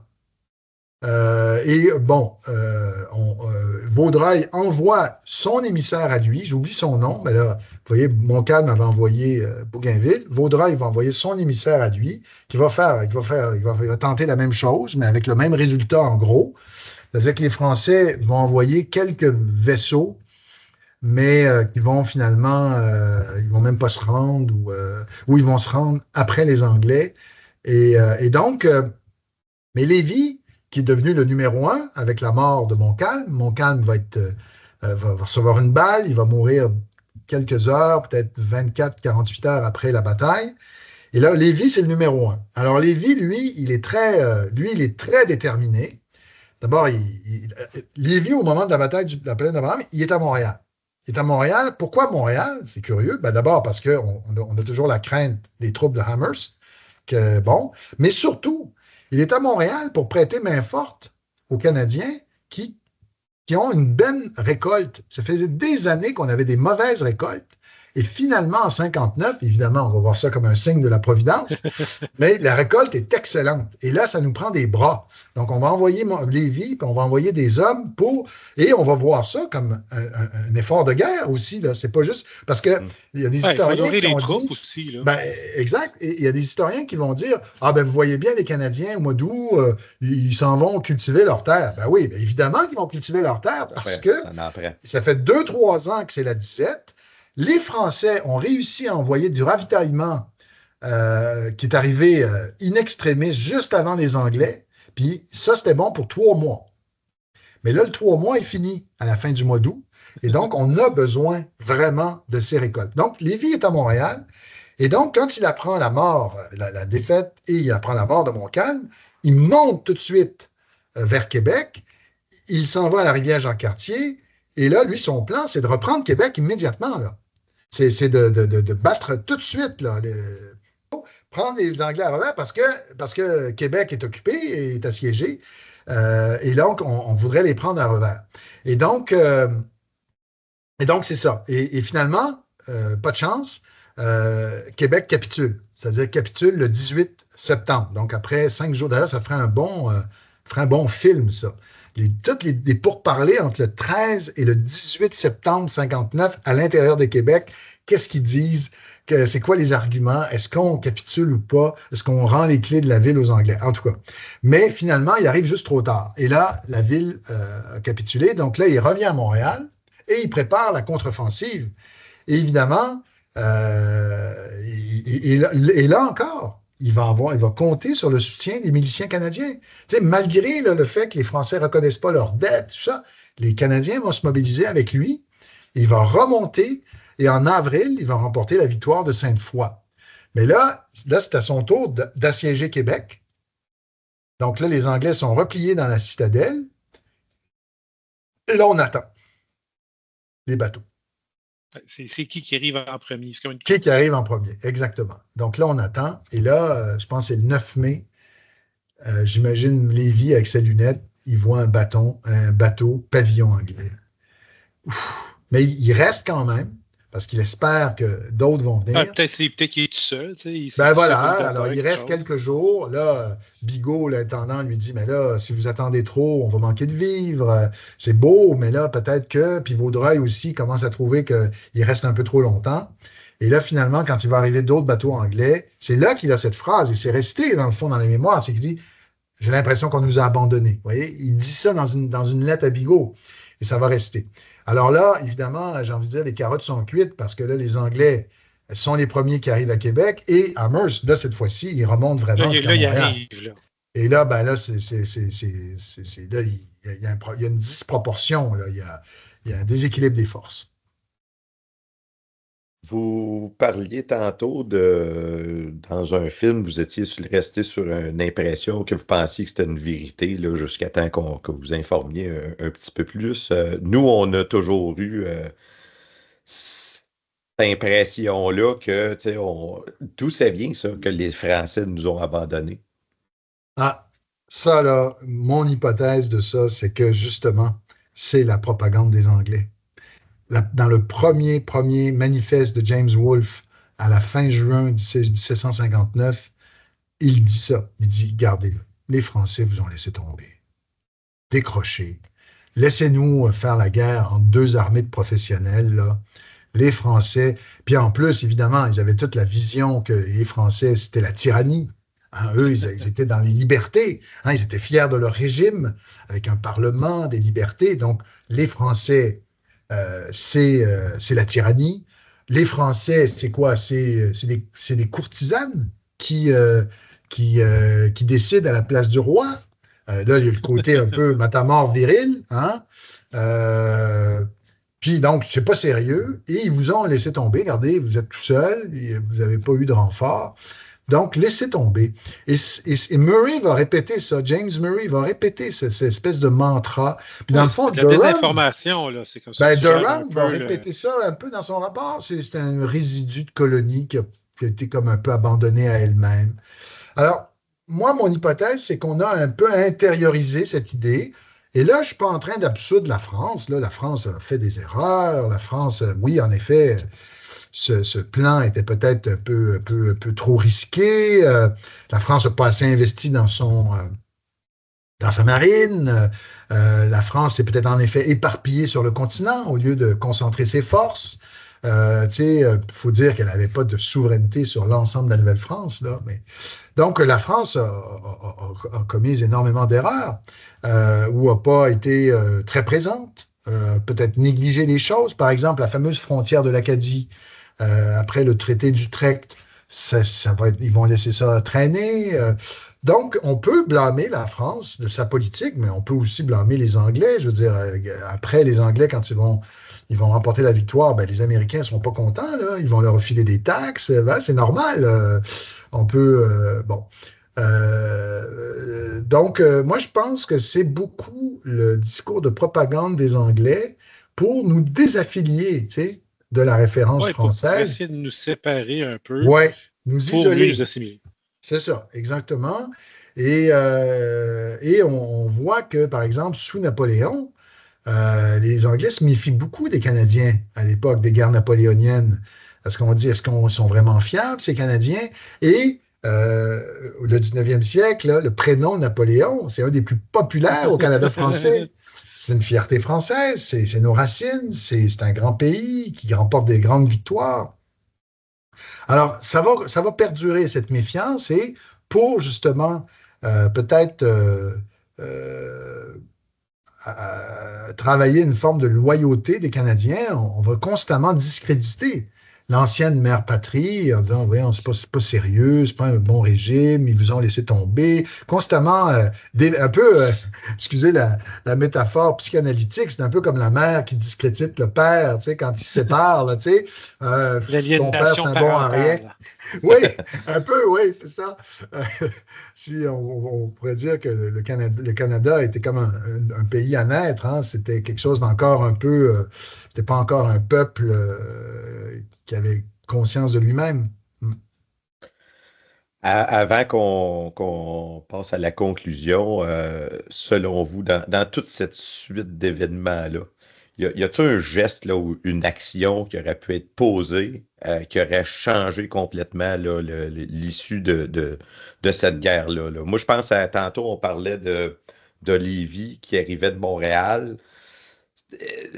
C'est plein d'Abraham, je pense qu'il n'était pas obligé là, de commencer la bataille tout de suite non plus. Là. Ah oui. En Europe, ils pouvaient jaser, ils pouvaient prendre un café ensemble, parler de leur belle-sœur, puis de la famille, de la cousin. Ils auraient pu attendre un peu, puis Lévis serait peut-être arrivé, puis ça aurait peut-être changé la donne. Oui. En fait, c'était les troupes de Bougainville. Bougainville était posté le 13 septembre 1959.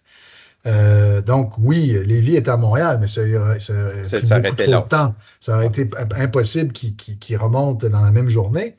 Par contre, Bougainville, parce qu'il faut bien comprendre que les Français, là, ils n'ont aucune idée où est-ce que les Anglais peuvent débarquer. Ils ont des hypothèses. Les Anglais tentent un débarquement au sud de Montmorency le 31 juillet 1959, qui est repoussé facilement, mais ils vont faire beaucoup de pertes. Je pense même que Wolfe était quasiment considéré comme un mauvais chef de guerre à cause de plusieurs défaites qu'il faisait. À la fin du mois d'août, il est très malade, il est déprimé. On le voit dans ses lettres, dans sa correspondance même à sa mère.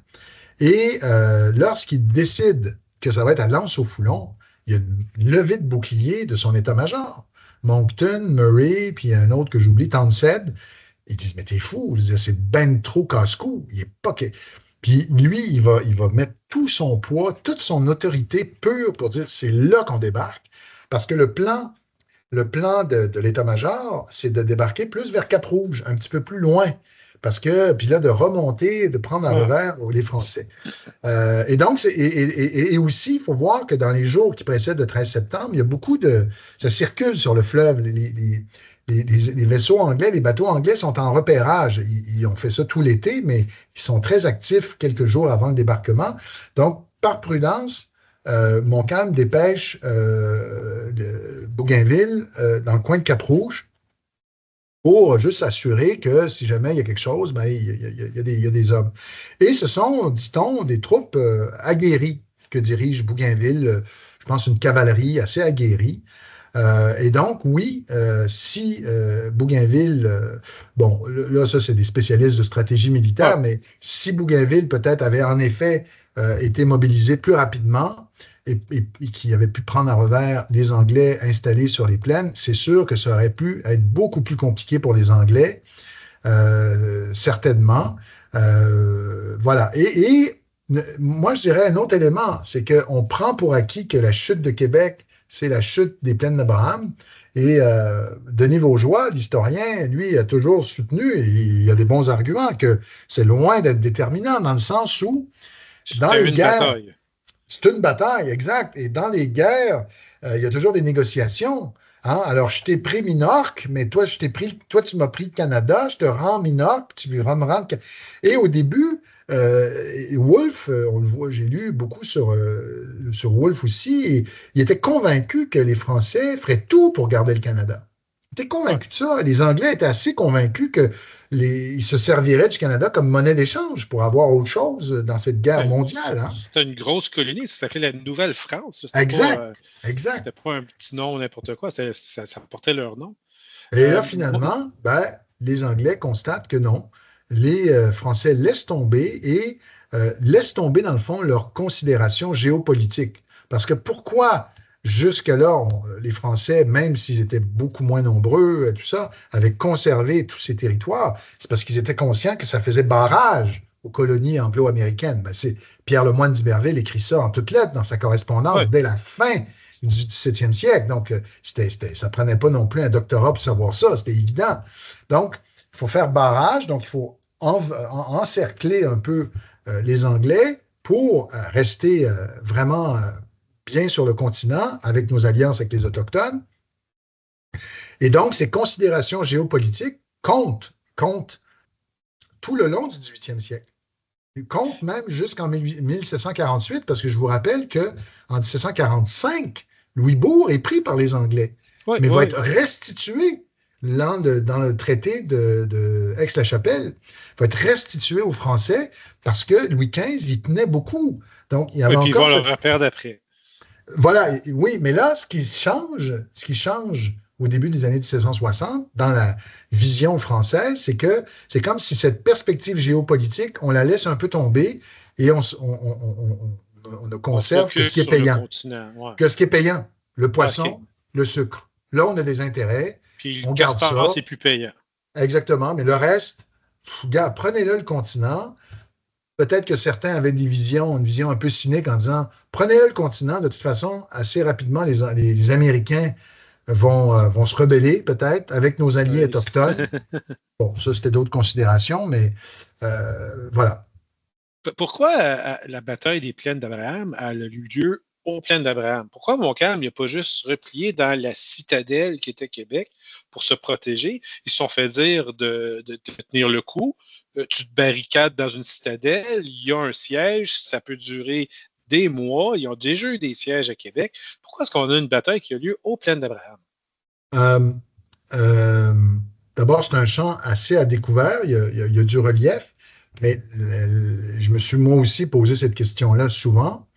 En fait, la question, c'est pourquoi il lance l'attaque? Hein? Pourquoi il n'est pas toujours dans sa perspective défensive? Oui, qui était traditionnellement défensif. Et la réponse que j'ai lue la plus satisfaisante, c'est que probablement que Montcalm craignait que les Anglais utilisent ça, mais que pendant ce temps-là, ils débarquent ailleurs, en arrière. N'oubliez pas, là, ils ont tenté à Montmorency. Donc, peut-être qu'ils se disaient, je crois qu'ils pouvaient se dire, et c'était raisonnable de le penser, là, ils nous font cette attaque-là, mais pendant que moi, je suis ici, qui me dit qu'ils ne sont pas en train de débarquer plus, voyez, vers Beauport, parce que là, les gens de Beauport sont rapatriés, ça laisse un flanc à découvert. Donc, je suis mieux d'écraser ça tout de suite pour sécuriser la place et reprendre le contrôle. Je pense que c'est ça son calcul. Mais, oui, parce que si tu te barricades dans Québec puis que toutes tes troupes sont là en train de défendre Québec, ben, les Anglais, pendant qu'ils font un siège, ils peuvent aller ramasser toute petite ville. C'est ça. Voilà. Donc, c'est l'hypothèse, moi, que j'ai trouvée la plus convaincante. C'est que en lançant l'attaque, dans le fond, c'est de tout de suite repousser, dans le fond, les Anglais dans le fleuve, hein? De les repousser, de reprendre le contrôle. De les sortir du terrain. De les sortir du terrain et comme ça, puis de voir venir. Là. Il y en a-tu d'autres? Ils débarquent-tu ailleurs? C'est ma compréhension parce qu'il n'y a pas de walkie-talkie. Tu sais, je veux dire, quand, par exemple, j'avais lu ça quelque part, là, tu sais, quand on réveille Montcalm très tôt le matin et on lui dit les Anglais ont débarqué, il ne le croit pas, il n'en revient pas parce que c'est tellement escarpé. Hein, il est très surpris de ça. Et il paraît que ce jour, il paraît qu'il était très bavard, paraît-il, Montcalm, il parlait, il y avait des mots d'esprit, mais là, il était blême et il était silencieux. Et juste de se rendre de son camp jusqu'au Plaine d'Abraham, juste ça, c'était une sacrée trotte. Là. Plusieurs arrivaient fatigués. Voilà.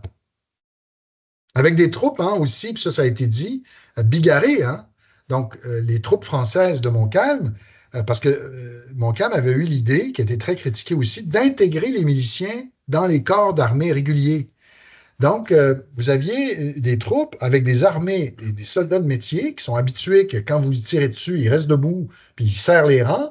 Avec des miliciens, les autres, comme vous et moi, si on vous tire dessus, vous allez vous cacher, vous vous mettez à terre. Ben voyons, on n'est pas entraîné pour ça, c'est un entraînement. Donc, la première salve de Wolfe a créé un effet psychologique pour les Français, parce que les Français avaient l'impression que tout le monde était mort, alors que les miliciens étaient juste allés se réfugier dans les bosquets ou étaient par terre en train de tirer, mais ils n'étaient pas nécessairement morts. Mais ça donnait une impression qu'à la première salve de Wolfe, parce qu'on dit que les 2 salves ont été parfaites, que tout le monde était mort. Ce n'était pas tout à fait le cas, mais la guerre, c'est l'impression que ça laissait. Ouais. C'est ça, voilà. Ouais. Ben, j'aurais tendance à vous poser la question pour conclure, mais vous y avez très bien répondu. Est-ce que les Français nous ont abandonnés? Je pense qu'on ne repassera pas à travers, mais vous avez très bien répondu à la question. Est-ce que, pour revenir à vous, livres, conférences, est-ce qu'on peut on vous voit à la télé toujours? Bon, alors là, la télé, j'ai fait 7 saisons de figures marquantes de notre histoire à la Grande Bibliothèque. Toutes maintenant, je pense que les épisodes sont en ligne. On peut les voir sur le site de la Fondation Lionel Groulx ou sur le site de BANQ, Bibliothèque et Archives nationales du Québec. On espère que les enseignants, les gens qui s'intéressent pourront les visionner. C'est gratuit en ligne et tout. Mais là, c'est terminé. Là, ça a été 7 belles saisons, 59 entrevues. Wow! On a publié le premier volume, Figures marquantes de notre histoire, volume 1, Bâtir. Et là, on va sortir le volume 2 à l'automne, qui va être Lutter. Donc, Figures marquantes de notre histoire, volume 2, Lutter, avec des personnages. D'ailleurs, ça commence avec Montcalm, un texte de Dave Noël, jusqu'à Pauline Julien, donc des personnages qui ont lutté, qui sont battus. Et le livre, j'y travaille. Pour ce qui est des conférences, pour ce qui est des sorties médiatiques, je suis plus discret parce qu'avec le musée, je me donne un petit devoir de réserve parce que des fois, si je parle, je veux pas que les gens disent « Ah ben voilà, c'est ce que le musée va être » si je dis un truc, alors que je suis un consultant, que c'est une œuvre collective. Mais c'est sûr que j'ai été quand même assez exposé. Il y a des gens qui pensent que ça va être quasiment le musée d'Éric Bédard ou que c'est moi qui va tout décider. Pas du tout. Je vais être un élément puis il va y avoir toutes sortes de monde avec toutes sortes de perspectives. Et ça, on veut ça, c'est normal. On veut que ce soit un musée rassembleur. Alors, donc, je me donne. Les gens de nos auditeurs, ce n'est pas tous des gens de chez nous. Là. On parle de quel musée? Alors oui, merci. Donc, le 25 avril dernier, le gouvernement du Québec a annoncé la fondation, la création d'un musée national de l'histoire du Québec. Donc, ça va être le 4e musée national qu'on aura au Québec. Il y a le musée des Beaux-Arts, le musée d'art contemporain, le musée de la civilisation, qui est plus un musée de société avec une approche plus anthropologique. Là, il va y avoir un vrai musée sur l'histoire du Québec avec une expo permanente qui va relater les grandes étapes de l'histoire du Québec, des origines à aujourd'hui. Et il va y avoir des expos temporaires selon les anniversaires, selon les thèmes, et qui vont changer pour que le public puisse revenir. Et vous savez qu'il y a 1,5 million de touristes étrangers qui viennent au Québec chaque année. Donc, c'est sûr qu'un musée comme ça peut les intéresser. Et ça va être dans le pavillon Camille Roy du Séminaire de Québec. Donc, autrement dit, on n'a pas besoin de construire quelque chose de nouveau. On va donner une nouvelle vocation. Une nouvelle vocation exacte à un très beau, très bel édifice patrimonial. Et moi, mon rôle là-dedans, mais moi et une dame qui s'appelle Jenny Thibault, qui est une spécialiste de l'immersion muséale technologique. Donc, moi, je suis consultant pour le volet de synthèse d'histoire. Elle est consultante pour l'aspect muséal, mais il va y avoir un comité scientifique sur lequel je vais aussi siéger, qui va être mis à contribution pour développer, pour réfléchir à ce que va être ce grand parcours, cette grande histoire qui va être présentée au public. Et donc, on prévoit l'ouverture. Oui, voilà, bonne question. On prévoit dans 2 ans. Donc, printemps 2026. Si tout va bien. C'est un rendez-vous, ça va être excellent et super intéressant. On l'espère, en tout cas. On va assurément visiter ça. Plusieurs fois. Monsieur Bédard, ce fut très intéressant. Là-dessus, je vous salue, je vous remercie. Puis moi et Yann, on va se rencontrer en conclusion. Oui, merci beaucoup. Merci infiniment. Ben, merci à vous, puis bravo pour votre initiative. C'est bien qu'on diffuse comme ça l'histoire, que c'est pas juste l'apanage des professeurs ou non, mais c'est bien que les gens s'approprient leur histoire par des canaux comme le vôtre. Donc, merci à vous aussi. Merci beaucoup. Merci beaucoup. À bientôt. Ouais, ben c'était encore une fois super intéressant. Qu'est-ce que tu en as pensé, Yann? C'était vraiment intéressant. C'est un point de vue un peu... moi, j'aime bien le fait d'avoir quelqu'un qui a vraiment poussé les recherches sur un domaine comme celui-là. C'est quelque chose, comme on dit en intro, là, on en parle brièvement. Là, c'est genre 10 minutes dans un cours d'histoire au secondaire. Là, puis ça l'a quand même façonné beaucoup comment est-ce qu'on est maintenant. Mais toi, Eric, qu'est-ce que t'en as pensé? Ben, moi, j'ai été, comment dire, c'était super intéressant. J'ai été un étudiant, je pense, tout au long de l'entrevue. J'ai appris beaucoup de choses. Bon, il faut dire que j'avais vu une conférence, là, puis c'est là que j'ai approché M. Bédard pour qu'il participe à l'émission. Puis là, bon, le sujet qu'il voulait nous parler, ben, c'était le sujet de sa conférence. Donc, c'est sûr que j'avais déjà, là, un peu du contenu de ce qu'on était pour apprendre aujourd'hui. Toutefois, j'ai quand même là, on n'apprend pas juste la première fois qu'on l'entend, donc ça m'a permis là, d'acquérir plus de connaissances sur le sujet. Il y a un sujet où on va revenir tantôt aux plaines d'Abraham, hein, parce qu'on a de quelqu'un de qui vous parler par rapport à c'est qui ça, Abraham, hein, Abraham Martin. Mais avant qu'on passe aux plaines d'Abraham, j'aimerais revenir à l'émission sur la Journée nationale des Patriotes, où est-ce qu'on vous avait demandé une liste des compagnons là, de Dollard des Ormeaux. Il y en a qui ont fait le devoir. Il y a quelques auditeurs là, qu'on remercie qui nous ont envoyé la liste. Avoir reçu une nouvelle par un Huron qui s'estoit sauvé d'entre les mains des Iroquois, qui la voit pris prisonnier au combat, qui s'estoit fait 8 jours auparavant entre les Iroquois qui estoient au nombre de 800 et 17 François de cette habitation, les 4 Algonquins et environ 40 Hurons au pied du Lonceau que 13 de nos François avaient été tués sur la place et 4 amenés prisonniers, lesquels depuis nous avons appris par d'autres Hurons qui se sont sauvés avoir été cruellement brûlés par les Iroquois en leur pays. Or, les noms des François morts estoient Adam Dola, commandant âgé de 25 ans. Jacques Brassier, 25 ans. Jean Tavernier, dit la Lochetière, armurier, 28 ans. Nicolas Tiblemont, serrurier, 25 ans. Laurent Hébert, dit Larivière, 27 ans. Alenier de l'Estre, Chauffournier, 31 ans. Nicolas Josselin, 25 ans. Robert Jury, 24 ans. nous avons appris qu'il s'est sauvé par les Hollandais et retourné en France. Fait que lui ne serait pas mort. Jacques Boisseau, 23 ans. Louis Martin, 21 ans. Christophe Augier, dit Desjardins, 26 ans. Estienne Robin, dit Desforges, 27 ans. Jean Vallet, 27 ans. René Doussin, 30 ans. Jean Lecomte, 26 ans. Simon Grenet, 25 ans. François Cruçon, dit Pilote, 24 ans. Transcription de l'acte de décès. Quand même, quand même. Tous des noms que, bon, il y a certains de ces gens là-dedans qui n'ont pas offert de descendance, mais il y en a quelques-uns qui ont offert une descendance, puis qu'on peut trouver leur nom dans nos arbres généalogiques. Je serais d'ailleurs curieux, hein, si Robert Jury, 24 ans, qui est retourné en France, il a peut-être offert une descendance en Peut-être qu'ils sont France. revenus. Puis il y en a peut-être qui sont revenus par la suite, ou sait-on jamais.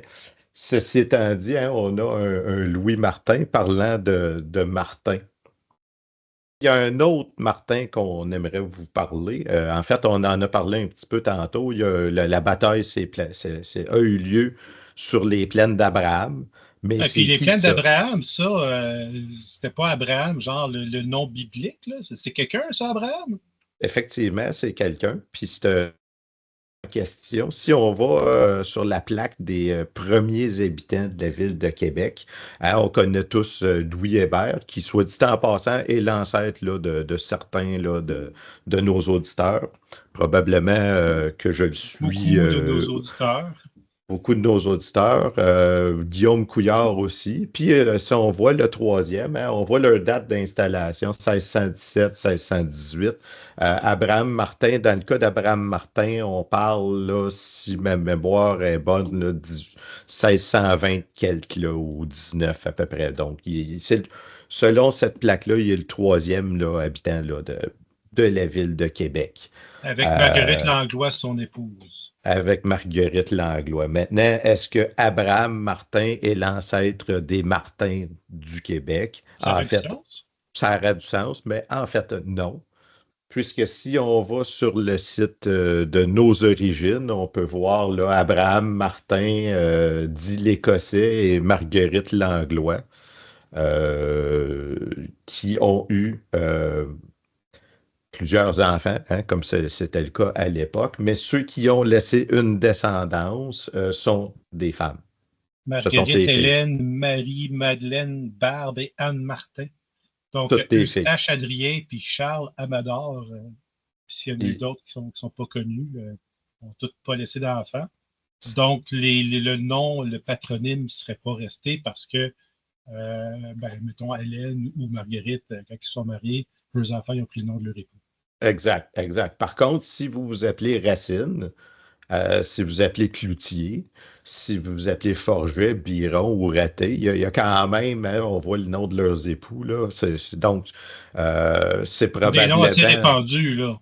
Des noms assez répandus. Puis là, ben, on est dans la deuxième génération, là, quand eux autres se marient, là. Donc, il y a des fortes chances là, que vous ayez Abraham Martin comme ancêtre. On dit, soit dit en passant, on dit Abraham Martin dit l'Écossais. Parce qu'il était écossais. On le sait pas. On le sait pas. Peut-être. Une chose qu'on sait, c'est qu'il est né sur la rue d'Écosse. Ah. Dans le fond, c'est à cause du nom de son lieu de naissance. Il liaisait en disant qu'il était écossais parce qu'il venait d'Écosse. Il n'était pas nécessairement écossais. Non, c'est ça. Puis c'est parce qu'il est né sur la... Ça, on sait qu'il est né sur la rue d'Écosse. Donc, est-ce que c'est ça? Est-ce que... par contre, il était navigateur. Donc, avant d'arriver en Nouvelle-France, c'est pas impossible qu'il faisait plusieurs voyages là, en Écosse, puis qu'il aurait tiré ce surnom-là de ces voyages-là. Mais on n'a aucune certitude. Peut-être qu'il parlait gaélique aussi, là, entre autres. Tu sais, on ne sait jamais. Peut-être. Par contre, il était... une chose qu'on sait, c'est qu'il était normand. Là. Il est né à Dieppe. Est-ce que la rue d'Écosse à Dieppe existe encore, on sait-tu? Faudrait vérifier. Si on a des auditeurs qui habitent à Dieppe, qui pourraient voir ça, on serait intéressé de regarder si ça existe encore. Fait que dans le fond, les plaines, c'était chez eux, ça. C'est pour C'est ça qu'on dit les plaines d'Abraham. C'était à peu près chez eux. D'après les recherches là, par la suite, là, c'était pas trop loin de chez eux, mais c'était pas tout à fait là. Puis bon, entendons-nous, lui, c'est un des premiers habitants là, de la ville de Québec. Il est décédé depuis quand même assez longtemps là, quand les plaines d'Abraham, quand la bataille des plaines d'Abraham a lieu. Puis bon, c'est ça, on va surnommer le nom après là, la bataille des plaines d'Abraham. Mais Ouais, c'est parce que ça. les gens à l'époque, ils disaient pas les plaines d'Abraham. Il y avait des plaines, puis. Étant dit, c'est ça, on va. Les plaines d'Abraham, c'est à cause d'Abraham Martin, qui est l'ancêtre de plusieurs là, d'entre nous. Moi, je ne l'ai pas trouvé encore, mais c'est pas impossible là, que je le trouve là. J'ai Moi, quand même je suis un plusieurs peu. noms, des Guyons, des Langlois. J'en vois beaucoup de noms qui sont de la ville de Québec là, dans les premiers habitants. Donc, ça ne sera pas impossible là, que je le trouve à un Ouais. moment donné. Oui, Hébert, Couillard, puis Martin, là, c'est un peu comme dire ah, moi, j'ai aucune fille du roi, puis j'ai aucun soldat de Carignan-Salon. Ouais. C'est presque impossible. Souvent, c'est juste qu'on n'a pas encore fait assez de recherches pour remonter jusqu'à lui, parce qu'il y a beaucoup. Moi, je suis convaincu qu'il doit être à quelque part. Là, je ne l'ai pas encore trouvé, là, mais d'après moi, là, au moins toi ou moi, on va finir par tomber dessus là, en faisant d'autres recherches. Ouais, puis là, ben écoute, moi, on a parlé là, de ce qui s'est passé sur les plaines d'Abraham, puis bon, les avenants, les aboutissants de tout ça.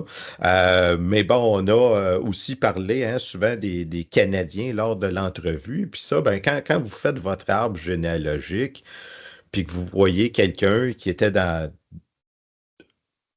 l'âge qui était dans Ouais, la vingtaine, dans la trentaine, dans la quarantaine, puis parce que là, bon, on en a parlé, hein, qu'il y a eu une ouais. mobilisation, puis Les c'était civils ont participé, là. de 14 à 77 ans, là, tu pouvais, tu prenais ton arme puis t'arrivais, là. Bon, il y en a qui ont été même refusés, ça a de l'air, hein, ils étaient trop vieux. Ils disaient, ben non, là, quand même, là. Mais ils voulaient, hein, ils voulaient.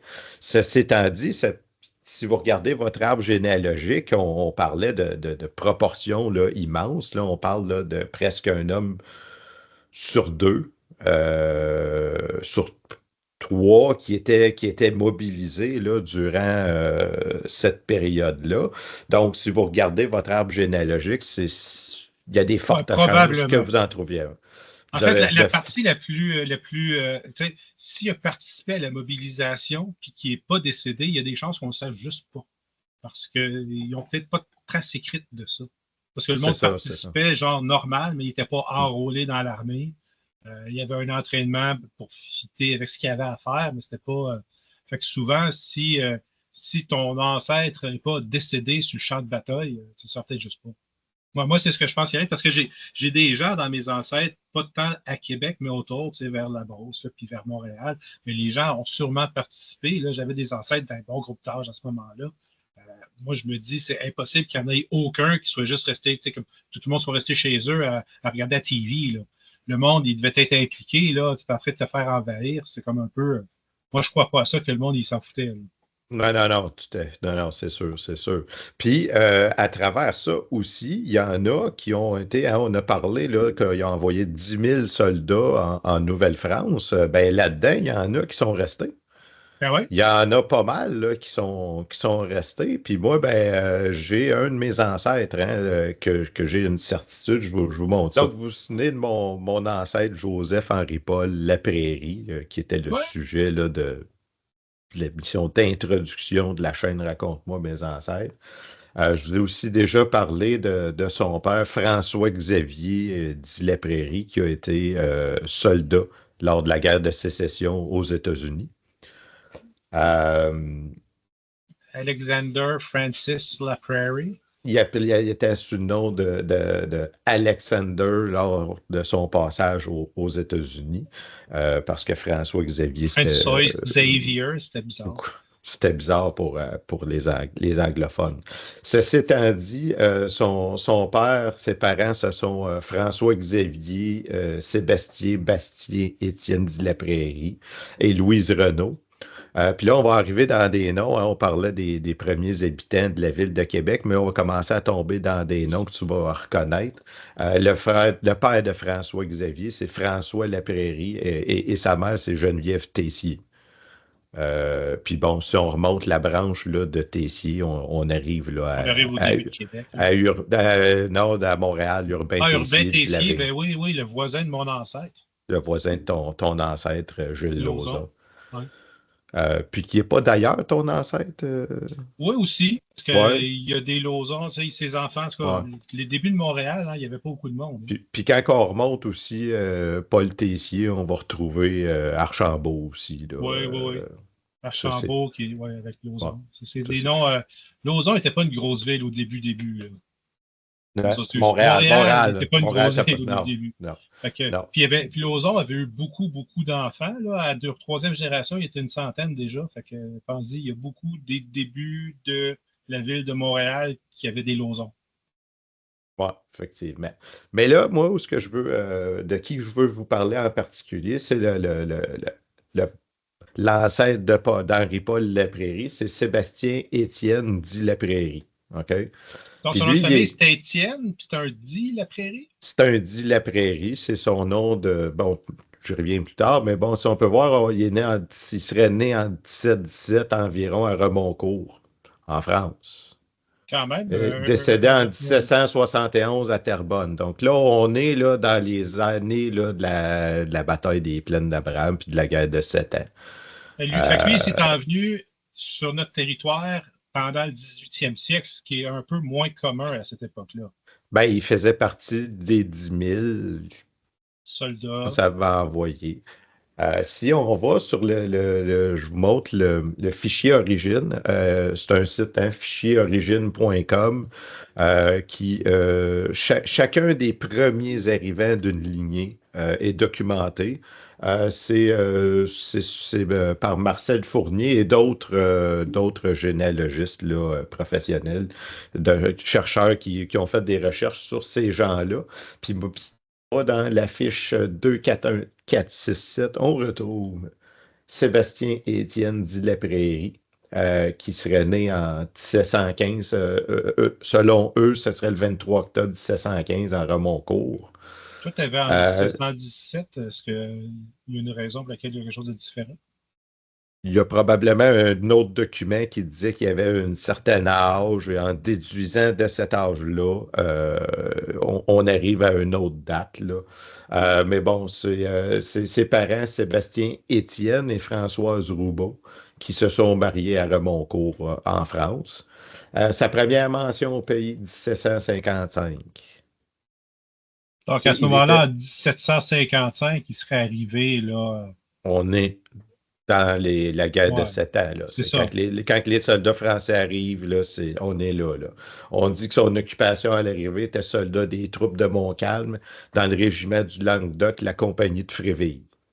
Il est arrivé avec armes et uniformes oui. pour défendre la colonie.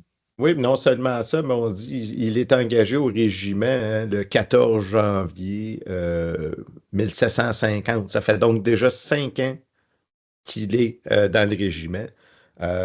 Puis ce régiment-là avait participé, faudrait que je me remette dans le contexte, mais avait participé à certaines batailles en Europe avant leur arrivée. Il va se marier à Cap-Santé. En fait, est-ce qu'il était sur les plaines d'Abraham lors des combats?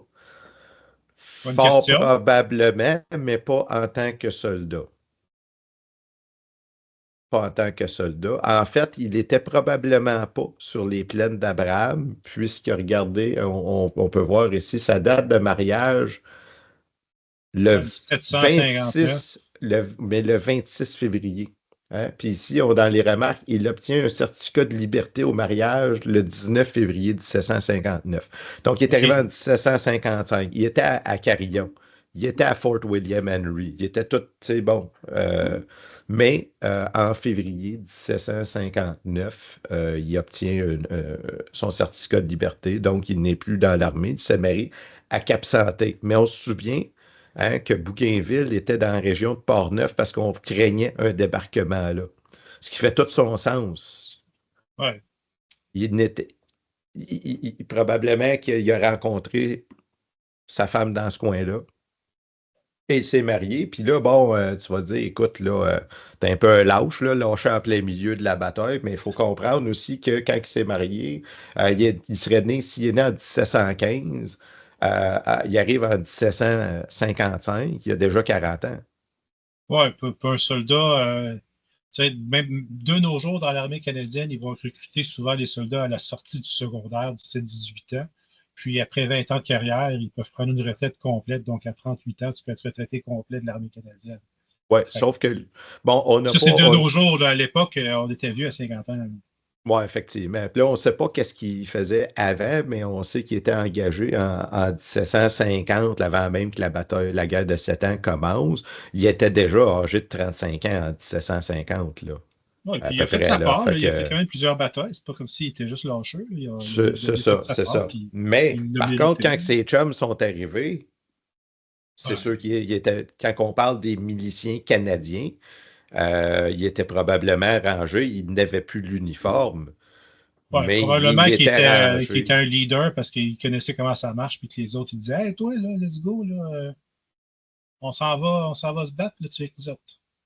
Tout à fait, tout à fait. Fait que c'est ça, c'est ce que je voulais vous parler de. Alors, ça, c'est super intéressant, tu sais, de voir, là. Tu sais, ce qu'on se demandait originellement, c'est, tu sais, les Français, tu sais, la France a-tu juste abandonné, tu sais, quand tu envoies 10 000 troupes, puis que ces gens-là, ils restent après, c'est pas genre on s'en fout, là. Les gens viennent ici parce que c'est important, puis ils restent après parce que c'est important. Lui, il s'est marié, là, mais je veux dire, ça démontre quand même 10 000 troupes, c'est pas rien. Là. Je veux dire, même Ouais, de nos puis jours, puis de nos jours, c'est pas le même genre de warfare.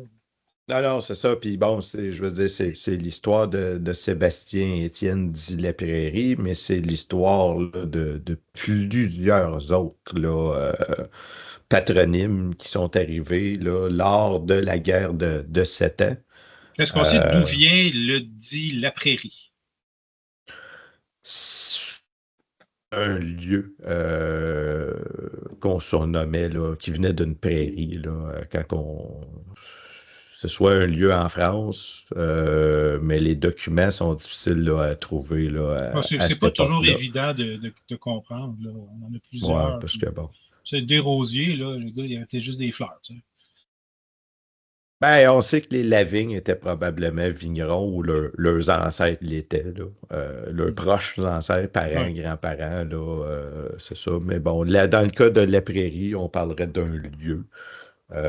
Fait que bon, je n'en sais pas plus par rapport à son patronyme, mais probablement qu'il a pris son nom lors de son engagement dans l'armée. Le nom Bastien va rester.